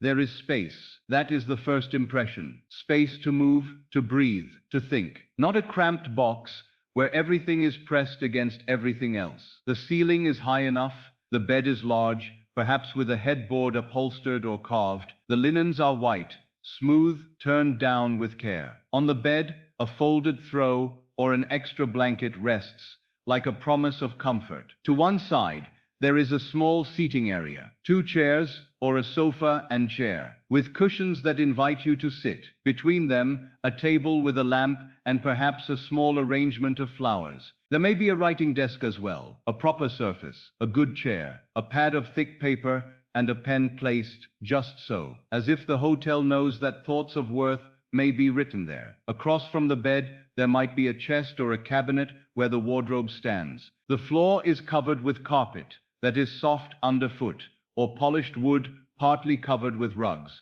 The colors in the room are chosen to soothe: deep blues, creams, gentle browns, or perhaps some refined reds or greens. You notice the details. On the bedside table, a glass and a carafe of water, perhaps a small chocolate on a folded card, or a plate of fruit shining in the lamplight. The card might carry a few words: "Welcome," or "We are pleased to have you." Your name may be written on it. Imagine seeing your name in that elegant script and knowing that all of this arrangement has been made around you. You walk further inside. On one wall, a set of heavy curtains hangs, drawn back from the window. Beyond them, the city or sea or hills spread. You move to the window and find the handle. You draw the curtains a little further aside. Outside, the lights of the town gleam. Cars move like quiet streams of light along the roads. Perhaps you see the dark expanse of water with little points of brightness upon it, or rooftops or distant hills silhouetted against the sky. From this height, everything looks ordered. You are not looking up from the street any longer. You are looking out and over. This is not just a physical sight. It is a symbol. You have risen in state. You do not stand under your circumstances. You look out over them from a place of safety. You turn from the window to explore the rest. There is a door leading into the bathroom. You open it and once again notice the feeling. This is not a cramped corner. It is a room of its own. The floor may be cool tile, polished to a soft shine. The basin is wide, the counter spacious, with a large mirror that reflects you back in that good hotel light which forgives and flatters. Clean, thick towels are folded on racks. Perhaps a robe hangs on the wall, white, soft, heavy enough to feel substantial when you wear it. On the counter, small bottles and soaps. The labels are simple and elegant. You pick one up in your imagination and read its name. It has the scent of something refined. This is not the cheapest thing bought by the dozen. It is chosen. You set it down, knowing it is there for you to use without guilt. There is a bathtub, perhaps deep and inviting, perhaps with a shower as well, enclosed in glass. You imagine water running into it later, steam rising, the room misting with warmth. You can see yourself, not rushing to wash and run, but soaking, leaning back, closing your eyes as the tensions of the day melt. You return to the main room. The porter has placed your bag neatly on a stand. He stands now waiting, not intruding, but available. You reach into a pocket and place a gratuity in his hand, not a begrudging coin, but a note of thanks that reflects your generosity. He thanks you with genuine appreciation and leaves. The door closes behind him with a soft click. Now you are alone in your suite. Listen to the quiet. It is not the silence of emptiness, but of protection. The sounds of the building are hushed. Somewhere far off a lift may move, but you do not hear it. Out in the city, there may be noise, but it is held at a distance, a faint murmur that cannot disturb you. This room is, for this time, your private universe. Stand in the center of it, in imagination, and realize what you have done. Without lifting a single heavy stone, without building a wall, you have, by assumption, entered a world where you occupy this space. You did not scrape for it. You did not sneak in. You came to the desk, gave your name, and the outer world simply aligned itself with your inner claim. I am the one who dwells in abundance. You open your bag. You place your things where they naturally belong. A shirt here, a book there, your toiletries in the bathroom. As you do so, notice that you are not behaving as a timid visitor who expects to be thrown out at any moment. You are moving like one who has a right to be here, for this night, in this place. You sit on the edge of the bed. The mattress yields just the right amount, firm, supportive beneath, soft at the top. The linens feel smooth under your fingertips, cool, clean, carefully laundered. You lift your feet from the floor and draw them up, turning to sit fully on the bed. For a moment you simply look around the room from this vantage point. The chairs, the desk, the door to the hall, the small wardrobe door, the curtains framing the night. This is your temple of rest. You rise and cross to the writing desk. On it lies that pad of paper and the pen. You sit in the chair. Your back is supported. Your arms rest comfortably. You take the pen and write a single sentence at the top of the page. I am at home in luxury. See the words forming in neat, deliberate letters underneath. Perhaps you write another. I am the one for whom such rooms are normal. You do not need to write more. You close the pad, knowing that the true inscription is in your own subconscious. You stand and perhaps move to the wardrobe. You open it and find enough hangers, enough space. If there is a safe, you notice it, a little box that opens with a code. It is empty, waiting for what you might place in it. It says to you, what you have is worth protecting. The room assumes your value. It has been built on the premise that the person who enters it has things worth guarding. Again, this is more than metal and locks. It is an image of the real truth. Your wealth is not in the furniture, but in the state which arranged it around you. At some point, you decide to call down for something. Perhaps a light meal, perhaps tea, perhaps nothing more than extra water. You pick up the telephone on the bedside table. The receiver feels solid in your hand. The buttons click lightly as you press the number for room service or reception. Not a voice answers, courteous and calm. Good evening. How may we assist? You speak without haste. You ask for what you want, in a tone that assumes the right to ask. There is no shrinking, no apologizing. I should like some tea sent up. Or could you send a tray with whatever pleases you? The voice on the other end says, certainly, and perhaps adds, right away, we'll have that to you shortly. You replace the receiver. You have not begged. You have simply aligned your desire with their purpose. That is the law in miniature. When you assume your true state, you do not scream commands at the universe. You state your desire from the end, and all the forces and people required begin to move.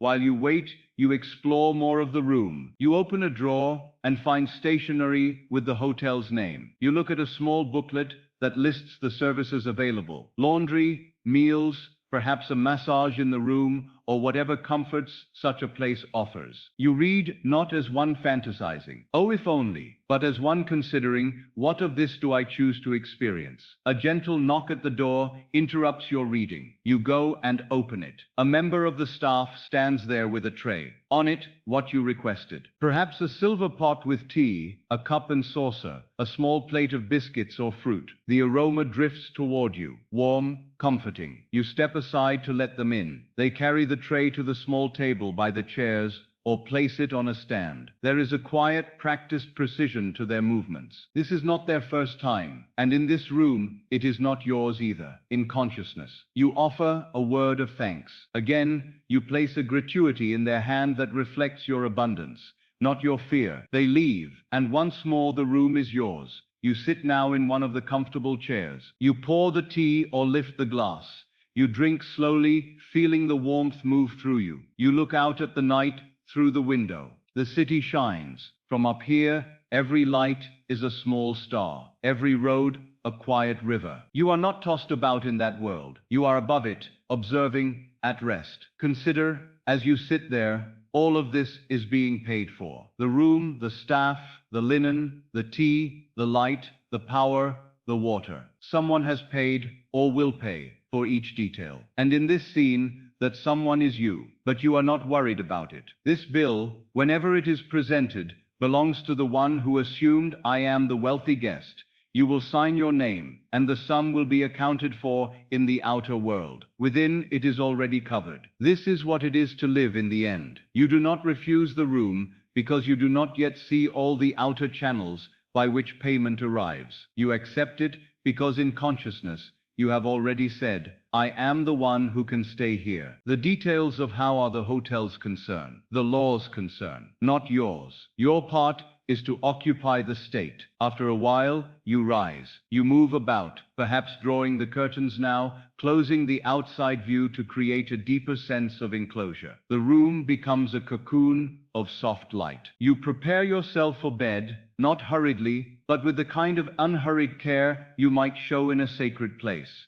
You lay your clothes neatly, you wash, you treat your own body as something worthy of this environment. At last, you return to the bed. You pull back the covers and slip between the sheets.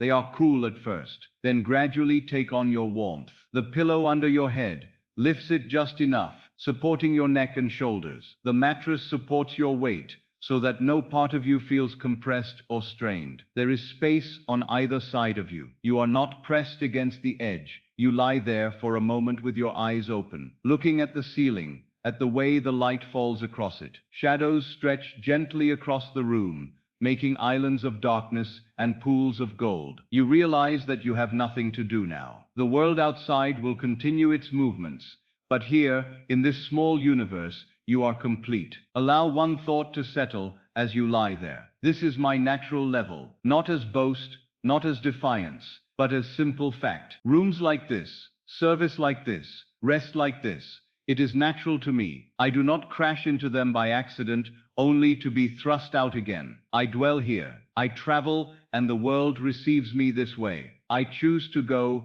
and the law arranges such places along my path. In that recognition, you feel any last remnants of disbelief soften. You do not argue with yourself. You do not say, "But my present bank account." You remember that the account you see on a piece of paper is only the shadow of your old state. Tonight, you have assumed a new one. This room is the symbol of that. The outer accounts must follow. You turn onto your side, perhaps, finding the most comfortable position. The linen moves easily, no tugging, no roughness. You tuck one hand under the pillow or rest it upon your chest. Your body, which has been held upright through travel and walking and conversation, now lets go into the support offered. In your mind, you go over the facts of this scene one more time. You arrived at the hotel. You were greeted and called by name. You were told, "We have your reservation." You were given a good room, a suite, a view above. You opened the door with your own key. You looked out over the city. You found flowers,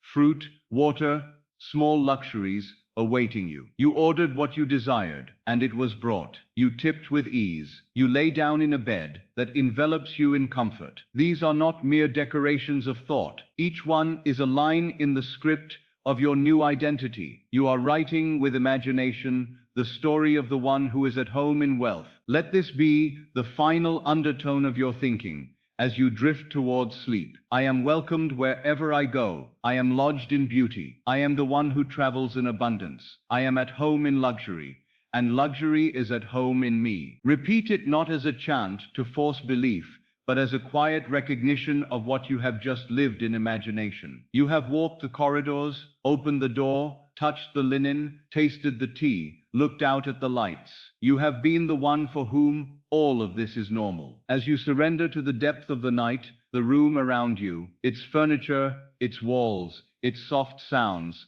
continues to hold you. In the unseen, the law is busy making this inner fact an outer fact. Channels you cannot yet name are already moving. Letters will be written, conversations held, decisions made, invitations extended, all to bring your physical life into harmony with what you now are in consciousness. You need not know any of it. You need only keep, even in sleep, the feeling of being the welcomed guest. And when in some tomorrow, you stand again in a real lobby, hand upon a real key, door opening upon a real suite, you will feel a quiet smile rise within you, because you will recognize the scene. You will know, with the surety that only experience gives, that you are not seeing something new.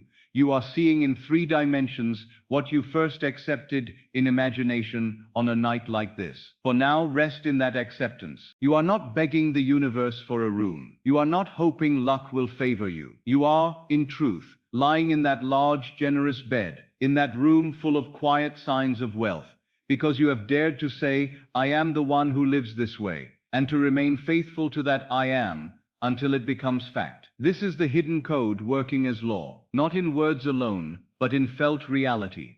You have entered the luxury suite within. The outer world will not fail to match it. You have just lain down in that broad, clean bed of the luxury room, feeling the quiet strength of a place that was prepared for you before you arrived. You have seen how it feels to open a door with your own key and find beauty waiting inside. Now I want to stretch that same state outward, to wrap it around an entire journey. Not one moment of wealth, but a continuous thread of ease, from the moment you step out of your own door until the moment you lie down to rest in another land. Tonight I invite you into the picture of a full journey in first class, not as a dream that might happen one day, but as an after-fact scene that you accept now as your natural way of moving through the world. The scene begins very simply. You are at home. It is the morning of your journey. Light fills the room with that tender clarity that makes everything seem slightly more vivid. The surfaces in your home look kinder, as if they know something good is coming. On a nearby chair, or neatly placed on the bed, is your bag, already packed. There is no last-minute scrambling. The packing is done. The decisions are made. Only the journey remains. Your passport lies on a table or a dresser, placed where you cannot miss it. A folded itinerary or a confirmation letter rests beside it. You pick it up and look at the first page. There is your name, properly printed, beside the word first or business first, or some phrase that tells you plainly, you are not in the cramped rows at the back. You are traveling at the front of the plane, in space and comfort. You trace your eyes along the page. Departure time, gate, seat number. You see something like 1A or 2K, or some other designation that you know belongs to the cabin where the seats are broad and the service attentive. Next to the words amount due, you see another word that matters more than all the numbers. Paid. There is nothing left to settle. The journey has already been accounted for. Let that word settle in you. Paid. You slip the papers back into your bag or an inside pocket. The sound is soft, the gesture unhurried. There is no anxiety knotting your stomach. The mind is clear, the body at ease. You are not hoping for this journey. You are on this journey. You move through your home with the calm of someone who knows that every step has been prepared. Perhaps you take a last look around, a glance at the room where you will return. You may lock the door behind you, hearing the small, clear click of the lock. It is the sound of completion, not of confinement. You are closing one chapter to open another. Outside, your ride is already waiting. It may be a car you have called for, or a driver the airline or hotel has provided. The vehicle is clean, the driver composed. When you appear, he steps forward and greets you by name, not with stiff formality, but with easy warmth. He takes your bag as if it weighs nothing and places it carefully in the car. The door opens for you. You are not struggling with handles and straps. You are being received. You settle into the seat. Notice the way the seat belongs to your body. It is neither too hard nor too soft. There is space for your legs, room for your arms. The door closes with that particular sound that good cars have. Neither a slam nor a rattle, but a single, firm, clean shut. It is the sound of being enclosed in safety. The car pulls away. You watch the streets of your own neighborhood pass by. Familiar turns and corners. But today, they seem different. Not because they have changed, but because you have. You are heading not to another errand, but to a journey that matches your inner sense of worth. There is an undercurrent of excitement, yes, but it is tempered by something deeper, a quiet acceptance. Of course, you say inwardly, I travel this way. The driver may ask, to the airport? You affirm it. Then a small silence opens, a comfortable silence. You do not feel the need to fill it. The world is already full of good things moving toward you. The city gradually gives way to wider roads. Buildings step back, making room for fields or warehouses or open stretches near the airfield. Signs begin to appear with the familiar arrow, the familiar word, departures. You see the airport rising ahead, an arrangement of glass and metal and light. Cars and taxis wheel in and out, people walking with cases, all of them on their own errands, their own stories. Your car glides into the departures lane. Here is where, in an old state, you might once have felt lost in the noise and motion. But in this new state, you are not lost. You are carried. The car comes to a smooth stop by the right door, under the right sign. Perhaps it says first and business class, or premium check-in. You are not joining the long queues that snake through the hall. You have a place set aside. The driver steps out and opens your door. The air outside meets your skin, cooler or warmer than inside, just as it is. You step out, body steady, bag light in your hand or already in his. He places it on the ground beside you or on a trolley. You thank him with ease, handing him a gratuity that reflects not fear of tomorrow, but a sense of being well supplied today. The gesture is simple and natural. It says, without words, I am the one who can give. Then you turn toward the doors and walk in. The automatic glass doors slide aside, making way. The cool air of the terminal surrounds you. The sounds fold around you. The murmur of voices, the distant echo of announcements, the soft rumble of wheel-mounted cases. Bright boards display flights and times, but you do not search them in panic. You know where you are going. Ahead to one side of the general counter area, you see it, a smaller section, quieter, marked for first class and premium guests. There are desk agents here who are not hurried, not overwhelmed, but ready. A short rope separates this space from the crowd, not as a barrier against you, but as a shield for you. You walk into that space. The carpet here may be slightly different, the lighting softer. One of the agents looks up as you approach, and there is no suspicion in their gaze, only welcome. Good morning, they say. May I see your passport? You place it in their hand. The booklet is familiar. It carries years of your identity in its pages. They open it, glance from the photograph to your face, and you notice the ease with which they recognize you. In that moment, the world is saying, we know you, we know who you are, and where you are going. They tab through a few pages, then turn to the screen in front of them. Their fingers move over keys, and that small, rapid clicking sound becomes, in your awareness, the sound of the law arranging things. After a moment, they nod. Thank you, they say. We have you in first class today. You'll be in seat 2A. Your baggage allowance is more than sufficient. Would you like us to tag your bag all the way through to your destination? You answer simply, yes please. They lift your bag onto the belt. The scale beneath it hums for a moment, then shows its verdict. Perfect, the agent says. No excess, no fuss.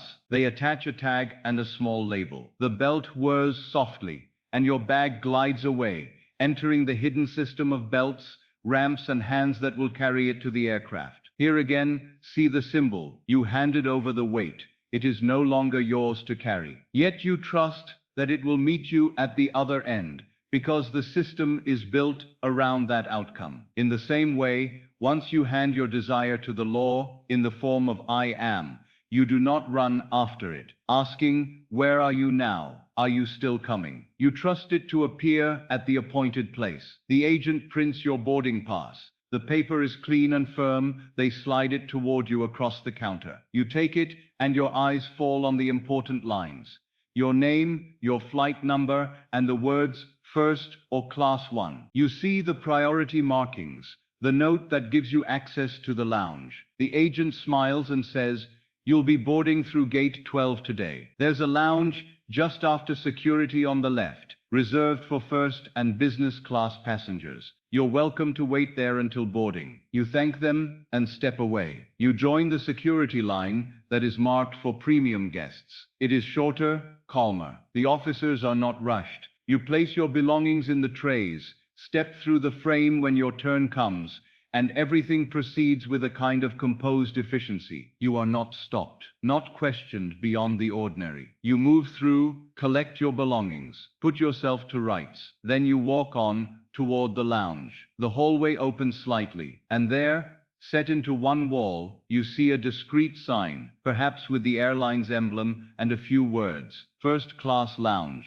Club, or some similar name. A doorway, a desk, a small boundary that separates the general concourse from the place of rest prepared for you. You present your boarding pass to the attendant at the entrance. They scan it, glance at the small screen, then look up with that special tone in their voice, reserved for those who are known. Welcome, they say. Please, come in. There are seats along the windows, and refreshments are available at the buffet. If you need anything, do let us know. You step inside. The sound changes at once. The louder hum of the public area is replaced by a quieter murmur. The lighting is softer, more forgiving. Along the walls and by the windows are chairs and small tables. Some are arranged in pairs, others in little clusters. There is room between them. No one is pressed against anyone else. Near one wall is the buffet. You see plates, glasses, and dishes laid out. Fruit glowing under the lights, pastries, perhaps a pot of soup, small sandwiches, cheese, simple yet good food. There is a little bar for drinks or a station where tea and coffee are prepared with care. You choose a place to sit, perhaps near a window where the daylight pours in and you can see the aircraft outside, their tails lined up, a parade of color and symbols, perhaps in a quiet corner where the furniture embraces you in a small circle. You place your bag beside the chair or at your feet. Again, you notice the feeling of being unhurried. You rise and help yourself to something. A small plate, not heaped in anxious greed, but chosen with the simplicity of someone who knows more, is always available. You pour yourself tea or coffee, or take a glass of something cold. The cup feels right in your hand. The steam curls upward. The scent is pleasant. You return to your seat. You sit back and taste what you have taken. Each bite, each sip is an affirmation. The world is prepared to serve me at this level. There is no need to check your watch every minute. A glance suffices now and then. You know that when the time comes, someone will announce the boarding of your flight. Until then, your task is to dwell in the feeling of being the one for whom this kind of waiting is natural. At some point, an attendant moves through the room with a quiet voice. They call out your flight number and destination. We are now inviting our first-class passengers to board, they say, or a similar phrase. The words are not directed at someone else, they are directed at you. You rise, take up your bag, and walk toward the door. You leave the lounge and follow the signs to your gate. The concourse once again stretches around you, but you pass through it with a different air. You are not searching, you are simply moving toward what already belongs to you. The gate comes into view. There are lines, perhaps, for the different groups. One of those lines, the shortest, is marked for first class and priority. You join that. The gate agent looks at your boarding pass and nods. Boarding at your convenience, they say. There is no sense that you must push to the front. The front has been set aside for you. The gate opens, the scanners beep softly as passes are read, and then you are walking down the corridor, the air bridge that leads to the plane. The smell changes. The air is cooler, with that familiar metallic tang of machinery and travel, yet clean. You walk along the bridge, the outside world visible through small windows, the curve of the fuselage, the engine, the wings stretching out, the tarmac below. In an older state, this might have been the moment of nerves and strain. In this new state, it is simply the threshold to comfort. At the end of the bridge, you reach the aircraft door. A member of the cabin crew stands there, composed, uniform neat, eyes attentive. They take your boarding pass or glance at your ticket. Here is a detail to notice. They speak your name. Welcome aboard, Mr.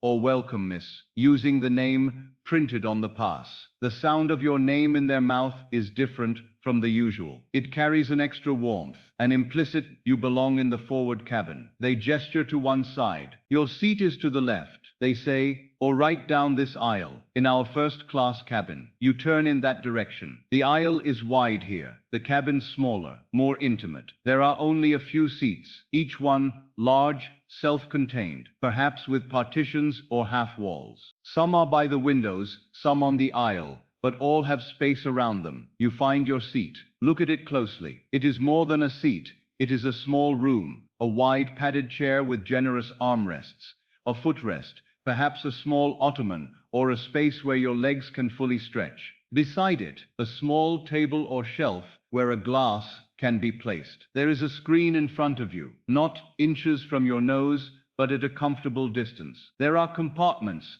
to store your belongings, perhaps a small wardrobe for your coat. On the seat, folded neatly, are amenities. A pillow and a blanket, perhaps wrapped or arranged with care. Maybe a small bag containing an eye mask, socks, some little comforts for the journey. There may already be a menu placed in a pocket, printed on heavy paper, listing the meals that will be served, not as ration but as dining. You stand there for a moment, taking it in. Then you place your bag in the storage area, overhead, where there is ample room, or in a nearby compartment. You sit down. The seat receives you, not as a hard surface to endure, but as a supportive embrace. You feel the cushioning beneath you, the firmness behind your back. A member of the crew approaches you specifically. Welcome, they say again. My name is, they introduce themselves, not as anonymous servants, but as an attendant dedicated to this cabin. If you need anything at all during the flight,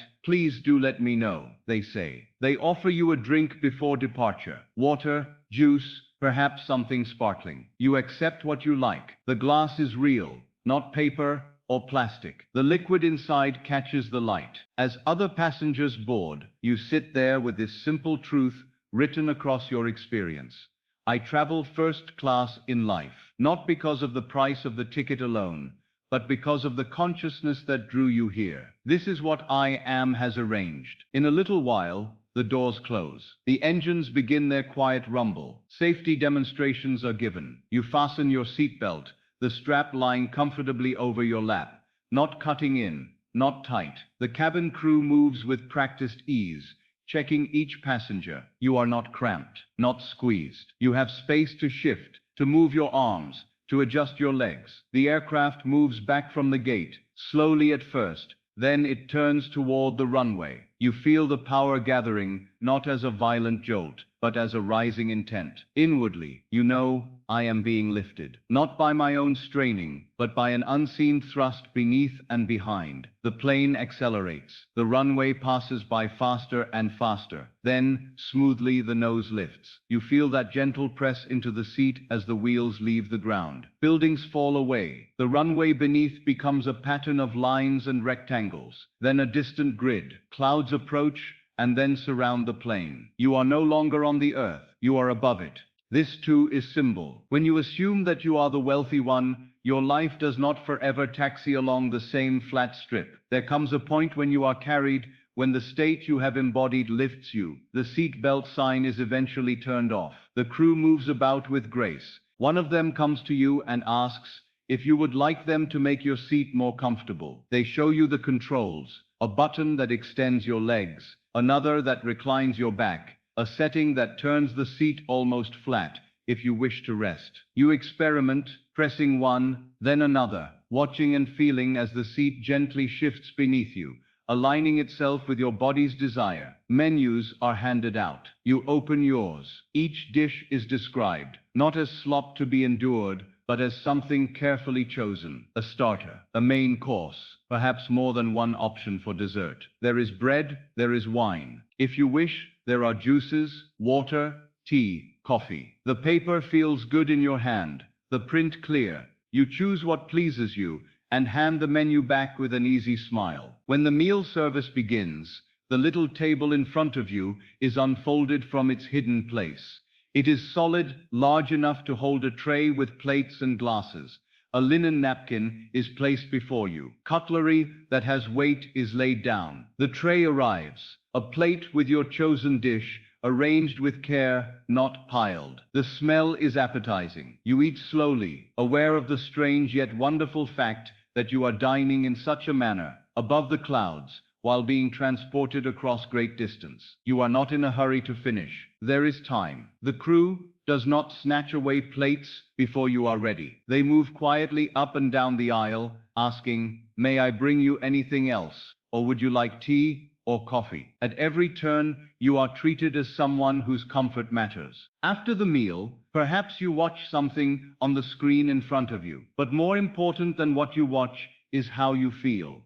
There is no strain in your neck, no fight for elbow room. Your feet rest, your back is supported. Or you choose to do nothing at all, simply sitting in stillness, listening to the soft hum of the engines, feeling the gentle sway of the plane. In time, the crew comes around with bedding. It might be a mattress pad laid over your seat, giving it an even softer, more uniform surface. The pillow is fluffed, the blanket unfolded. They offer to help you recline the seat all the way. You accept. The back goes down, the leg rest rises, the armrest may lower or be covered. In a few moments, the seat is no longer a seat, but a bed. You lie down. Your body stretches out fully. Your feet have room. Your shoulders are not pressed against metal. The blanket covers you, light, yet warm. The cabin lights dim. Along the sides, the windows are either darkened or closed. Only a few soft lamps remain, casting a faint glow here and there, so that those who wish to move can see. You are in the sky, and yet you are in a bed. Consider the symbolism. The whole world once told you, if you want to get somewhere, you must suffer, crouch, endure hard conditions. And here you are, traveling in a manner that contradicts that old belief. You are crossing thousands of miles, not in discomfort, but in genuine rest. As you lie there, you think of the code, I am. You may say inwardly, I am the one for whom life arranges first class, not only on planes, but in all the paths of your existence. Doors that were closed to one state are open to another. You do not need to pound on them. You arrive as the right one, and the key fits of itself. You drift perhaps into a light sleep. Even in that drowsy state, your body knows it is being carried in safety. The sounds around you are steady, predictable. The engines, the occasional footsteps of a crew member, the soft rustle of someone turning over in their seat. There is no chaos, no shouting, no harsh light. At some point, you wake. A crew member may have noticed and brings you something without your asking. A glass of water, a small snack, a quiet question, may I get you anything? You sit up a little, perhaps, and adjust the seat to a more upright position. Outside, through a crack in the window shade, you can see a faint line of light along the horizon, or clouds lit from above. Time has passed while you were at rest, and you did not have to oversee it. Breakfast, or another meal, is served according to the time and length of the flight. Again, the table appears, the tray, the dishes. You eat what you like, leaving what you do not. Afterward, the tray is taken away, the table folded back. You wash or freshen yourself in the small but well-kept lavatory. You brush your teeth over a basin that reflects your face in a steady mirror, the cabin's gentle light making you look more rested than when you boarded. The captain announces that you are beginning your descent. The crew moves about, quietly preparing the cabin for landing. They ask you to raise your seat,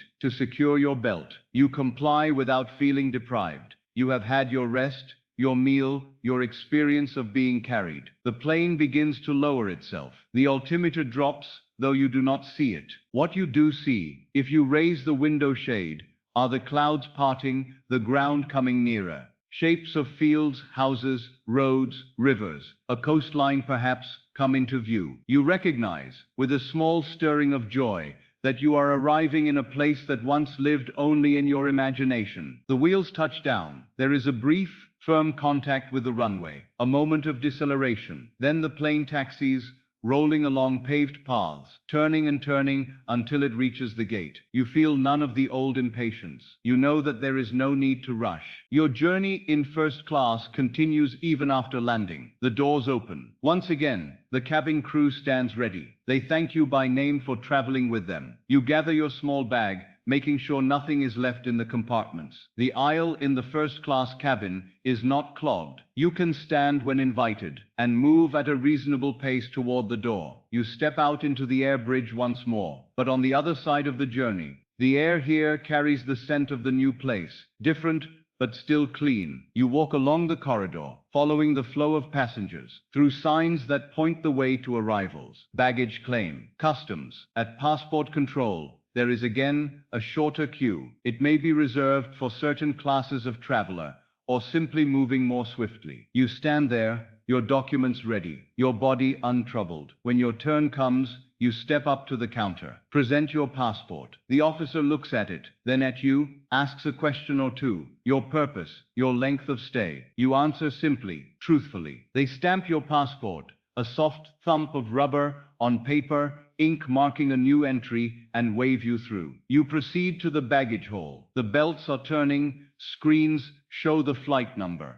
After a very short time, your bag appears. It is not at the end of the procession, weary and battered, but among the early ones. You reach for it and lift it easily off the belt. The feeling is not, oh thank goodness it arrived, but of course it is here. You pass through the last doors, into the arrivals hall. Here too, There is a great movement of people. Some hold signs with names on them, and among them is a sign that bears yours. A driver stands there, composed, looking out at the stream. When your gaze meets, there is that instant recognition. He holds up the sign a little higher. You walk toward him. Welcome, he says.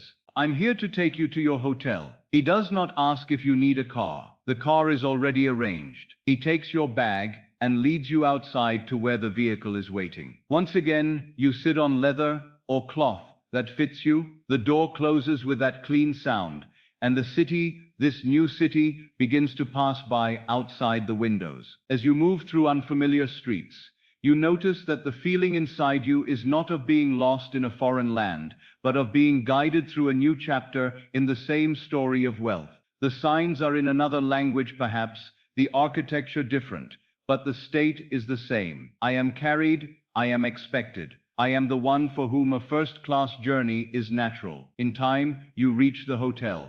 You recognize its doors as those you entered in imagination earlier. The driver brings your bag to the entrance, or doorman opens the car door. You step out, thank the driver, step into the lobby. From this point, the scene merges with what you have already lived inwardly. The desk, the greeting, the key, the suite, the bed. The journey is complete. You traveled from your own door to this door in a line of experiences that all said the same thing in different ways. You are valued, you are welcomed, you are provided for, you are at ease. Now understand what you have done. You did not simply imagine a seat, you imagined an entire sequence. Home, car, airport, lounge, gate, aircraft, bed in the sky, arrival, car, hotel. You touched, in consciousness, each link in the chain of events that would exist if it were already true that you are the one who travels first class. This is how the hidden code works.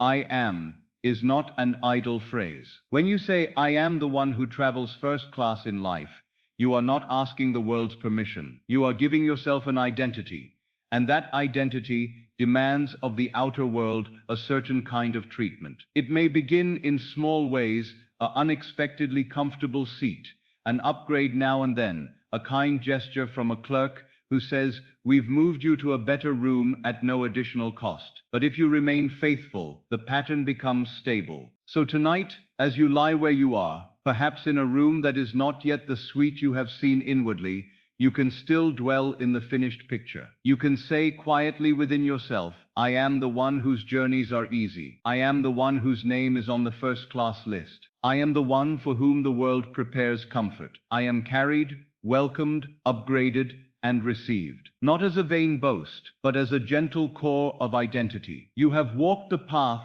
in imagination. You have felt the seat, the linen, the glass, the key, the paper of the boarding pass, the thump of the stamp, the lift of the plane, the hush of the lounge. Let these sensations sink down now from the mind into that deeper part of you where states are fixed. The journey in first class already exists in the great finished creation. You have simply chosen to step into it in consciousness.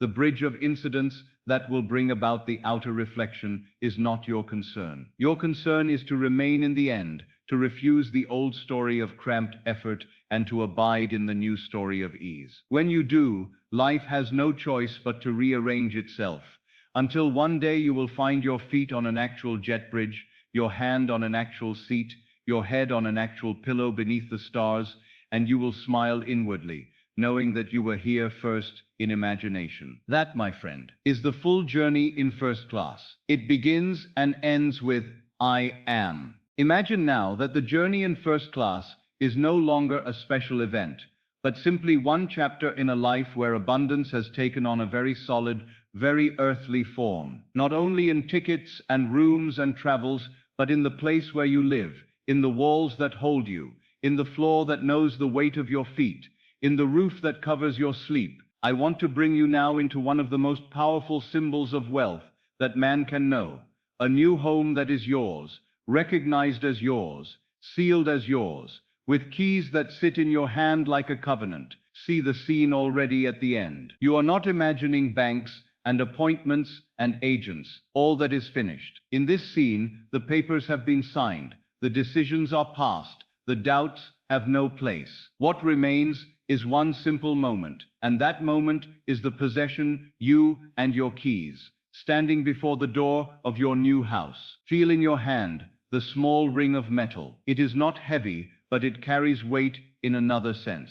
There are, perhaps, 2 or 3 keys upon it, each with its own distinct cut, its own shape. The ring itself is smooth under your fingers, perhaps with a small tag threaded onto it, bearing the address written in a clear, confident hand, or perhaps your name. Your thumb runs along the edge of the main key, feeling the little teeth and grooves. This one belongs to the front door. You know it. You stand at the gate or the bottom of the steps. Take in the sight before you. The house is not vague. Let it become specific. Perhaps it is a townhouse with a clean facade, tall windows, and a door painted in a rich color that pleases you. Perhaps it is a detached house with a small garden in front, a path leading from the sidewalk to the door, maybe a low wall or hedge marking the boundary. Perhaps it is an apartment building, but one that is bright, well kept, with a doorway framed by stone or brick that feels solid and enduring. Whatever form this home takes for you,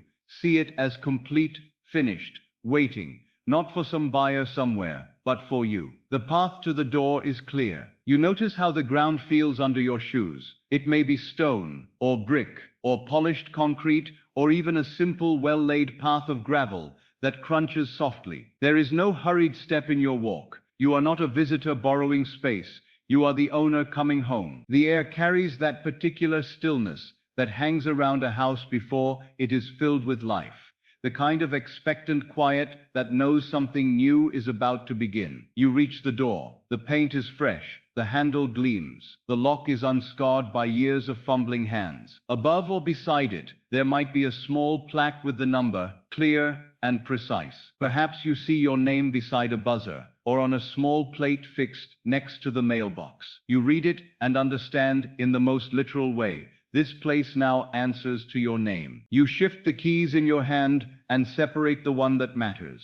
It is the key you have held in your mind for a long time, in hope, in prayer, in imagination. Now it is not an image. It is cool, solid metal resting between your fingers. You raise it to the lock. There is no hesitation. You are not asking if you are allowed to do this. The world has already answered yes. The papers are signed, the funds transferred. The law recognizes this as yours. You are not stealing entry. You are exercising a right. The key enters the lock. You notice the gentle resistance, then the smooth slide as it fits its pattern. It does not fight you. It knows its place. You turn your wrist, and with that simple motion, you feel the mechanism inside respond.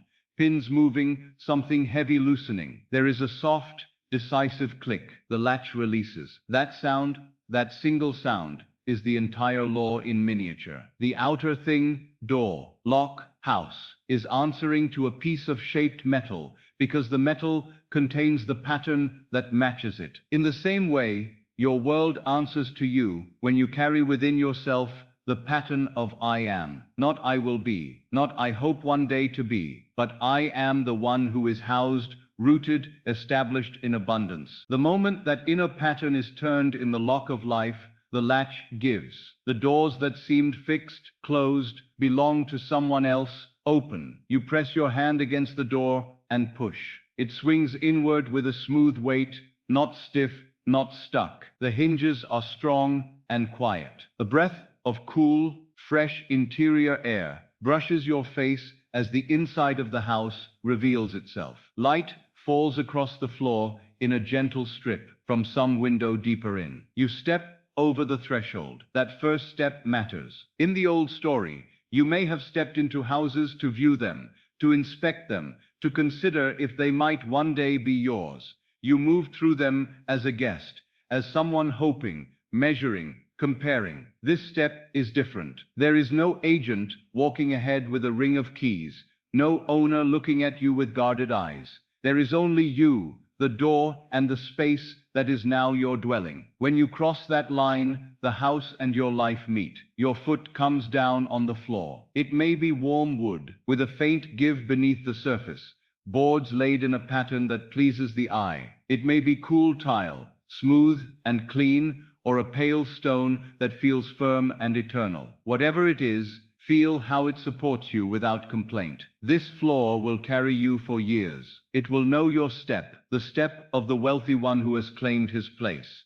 You look around. The entryway is simple. Perhaps there is a small space where you can hang coats. Perhaps stairs rise nearby, leading to the upper floor. You see the framework of your future habits here, a spot where you will place your shoes, a corner where a table might stand, catching keys and letters when you come in at the end of the day. For now, the surfaces are empty. They wait. You walk further inside. To your right, there may be a living room. To your left, perhaps a kitchen. Or the plan may be open, a single large area that flows from one function into another. The walls are freshly painted, in a color that brings peace, that makes the light feel kind. Large windows admit the day, framing whatever lies outside, a street, a garden, a tree, a distant view. The house is not austere, it is welcoming. You sense that it was built, arranged, prepared with the expectation that someone like you would one day dwell here. You step into the living area. Imagine the way your footsteps sound. There is a slight echo. You have not yet filled the room with furniture and fabric, but it is not a hollow echo. It is the sound of space that is ready to be lived in. You turn slowly, taking it all in, the height of the ceiling, the way the light falls at this hour of the day, the proportions of the room. You picture where a sofa might stand, where a table might sit, where you might place a chair by the window to read. As you do this, notice something important. You are not saying, if I get this house, I will put the sofa here. You are not negotiating. You are placing things in imagination as the owner does. My chair will sit there, you say quietly within yourself. My pictures will hang there. My books will stand on that wall. You are not trying to convince yourself. You are simply making arrangements. You move toward the kitchen. This room is perhaps already fitted with cabinets, counters, a sink, spaces for appliances. The surfaces are clear, unused. Drawers slide open smoothly when you pull them, with no sticking, no grit. Cupboards close with a soft, gentle sound. Water runs at the twist of a tap, clean and ready. You stand in the center of this space and see yourself here in the manner of after it is done. See a morning where you pad in quietly, perhaps still in your robe or in the comfortable garments you wear at home. See the kettle on the stove or the coffee pot on the counter. You reach for a cup from that cabinet. Yes, the one you are looking at now. You know which shelf. You pour. You lean back against the counter. You look out the window at your own garden, or at the street, or at the sky, and you know without effort, this is my kitchen. This is my home. This is where I live, as the one who has. You may open the back door, if there is one. It leads perhaps onto a small patio or a garden. The air outside is different here, softer, protected. There might be a strip of grass, a little tree, some shrubs, a fence marking the boundary. You step out and feel the ground, maybe flagstones, maybe soil, maybe a wooden deck. You imagine a quiet evening with the light fading, you sitting out here with something cool to drink, or a friend beside you, the voices of neighbors at a distance, the sense of being held in a pocket of safety that belongs to you. Return inside and move toward the stairs. Your hand closes around the banister. The wood, or metal, or varnished rail feels firm. Each step rises, even, solid. The stair does not complain when you put your weight on it. You ascend, feeling something in you ascend with each tread. You are climbing not into a realm of uncertain expense, but into the settled, physical confirmation of your state. At the top, there is a landing. Doors open off it, the bedrooms, perhaps a study, maybe a small room for storage. You turn toward the room that will be yours, the place where you sleep, where you lay your head, where you end each day in the awareness of having, not lacking. You walk into that bedroom. The walls are fresh.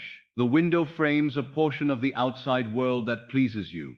The tops of trees, the slope of roofs, the line of hills, the open sky. The floor is ready to receive a bed, a wardrobe, a nightstand. Perhaps there is already a built-in closet, its doors ready to be filled with clothes that fit the man or woman you are becoming. The garments of one who sees himself as provided for, cared for, and deserving. You stand in the center of that empty room, and for a moment, let it be full. See, In imagination, your bed already there. See the covers arranged. See a lamp on the bedside table, casting a pool of soft light. See a book lying open where you left it. See a pair of shoes neatly placed by the wardrobe, a jacket resting on the back of a chair. You are not trying to summon some foreign shape.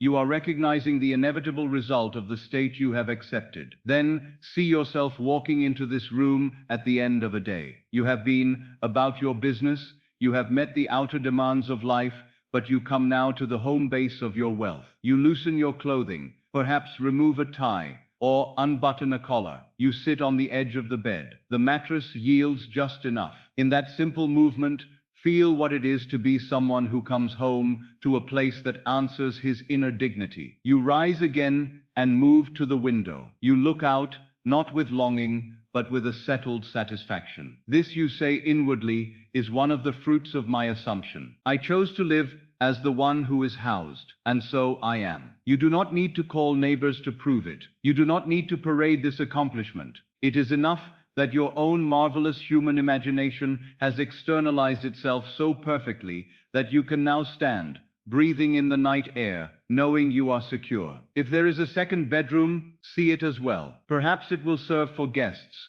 or perhaps for a child, or for a workspace. Whatever its purpose, walk into it in imagination and assign it that purpose. Here my guests will sleep. Here my work will be done. Here I will lay out my projects, my ideas, my plans in comfort and in order. The house is not a showplace. It is a servant to your life. You might find a small study or a corner that can serve as one. See your desk there, not as a struggling student balancing a board across two boxes, but as a clear, well-chosen surface with a comfortable chair, good light, and room for papers to breathe. See the instruments of your craft laid out, a pen, a notebook, perhaps a machine if you use one, or books, sketches, tools, whatever is fitting. See yourself sitting there, working from the state of the man who already dwells in his own house, who is not scrambling to survive, but choosing how to create. Move now into the bathroom. The tiles are clean, the fixtures shining. There is a basin, a mirror, a shower, or bath. You touch the tap, water flows. You test the other knob. Warm water comes, then hot. You see where towels will hang. You envision the small things, soap you like, bottles, brushes, all the little daily objects that turn a bare room into a place of care. Imagine waking in this house. The light comes into your bedroom at just the right angle. You open your eyes, and even before your mind retrieves the word house, your body feels it. The mattress, the pillow, the quality of the air. You sit up, swing your legs over the side of the bed, place your feet on the floor. The floor is not strange. It is as familiar as your own thoughts. You stand and walk to the window. Outside, the morning is like any other, and yet different to you, because you are seeing it from your own window, in your own place. You go downstairs. The steps know the pattern of your tread now. You move into the kitchen, put your hand on the same cupboard door you touched in that first walkthrough. Only now there are plates inside, cups, food. A kettle waits, or a coffee pot. The refrigerator hums quietly, stocked with what you like. This is not a hotel breakfast. This is not a borrowed kitchen. This is an extension of your own consciousness of supply. As you go about these small acts, pouring, stirring, sitting at the table, you notice how there is no sharp edge of fear in them. In the old state, you might have eaten thinking, how long can I keep this? You might have moved through rooms, thinking, will they one day take this away? In this new state, you simply live. You wash the cup when you are finished. You set it down, perhaps by the sink, perhaps in the rack. You know there will be meals here tomorrow, as surely and simply as you know there will be another sunrise. Imagine now an evening in this house. You come home after a day out. Perhaps you have been to your office, your place of trade, your appointments. Perhaps you have been away traveling. In any case, you return to your own door. You reach for the handle, and again the key comes forth, this time almost without conscious thought. You turn it, the lock responds, and the door yields. The hallway greets you with that particular smell that every home has, a mixture of air and wood and fabric. The scent of whatever you have cooked, the soap you have used, the flowers you have set in a vase. You hang your coat where coats go. You slip off your shoes where shoes rest. You walk into the living room and see your own things, the chair where you like to sit, the book half read, the picture on the wall that means something to you and no one else. You sink into your chair. The cushions hold you in the way you like. You look around and understand at a very deep level that this is not a temporary arrangement. This is the solid embodiment of an inner acceptance. You did not get here by accident. You got here because you lifted your concept of yourself and dared to dwell in it, night after night, as though it were already true. Now the walls, the ceiling, the doors, the keys, all bear witness to that inner act. You may recall for a moment the places you lived before. Rooms that were too small, temporary arrangements where you could not make a mark, houses where you felt like a stranger, places where every sound made you conscious of other people's lives, pressing in on yours, and you blessed them, for without them you would not now know the sweetness of having your own place. But you also recognize that they belong to a former version of you, a man or woman who did not yet know the power of I am. You turned from I am the one without a place, to I am the one who lives in a home that suits my wealth. The world outside had to obey. Consider now the smallest of details, for it is in the details that the subconscious takes its impression. See yourself coming in on a rainy day, shaking drops from your coat, placing an umbrella in its stand. The floor is dry, where it should be dry, tiled where it can take the wet. You see the marks of your own order in the way things are arranged, and it pleases you. You go upstairs, change into something dry and warm, and the drawers you open are in your own house. See yourself on a quiet Sunday afternoon, perhaps, sitting by the window with a book or a newspaper. The light is gentle, the house is calm, a clock somewhere keeps time. You are not thinking of rent due, creeping deadlines, the fear of being told to leave. You sit in the security of the one who knows that this roof is an outpicturing of his own consciousness. If something should one day change outwardly, the consciousness remains, and it will build another house. But for now, this is it, and you enjoy it. See yourself hosting someone here, a friend, perhaps, or a relative. You open the door for them, welcome them in, take their coat. You show them the living room, the kitchen, perhaps the garden. As they exclaim, as they say, "What a lovely place you have," you feel no need to diminish it. You simply say, "Thank you," knowing that you did not wrest this house from an unwilling universe.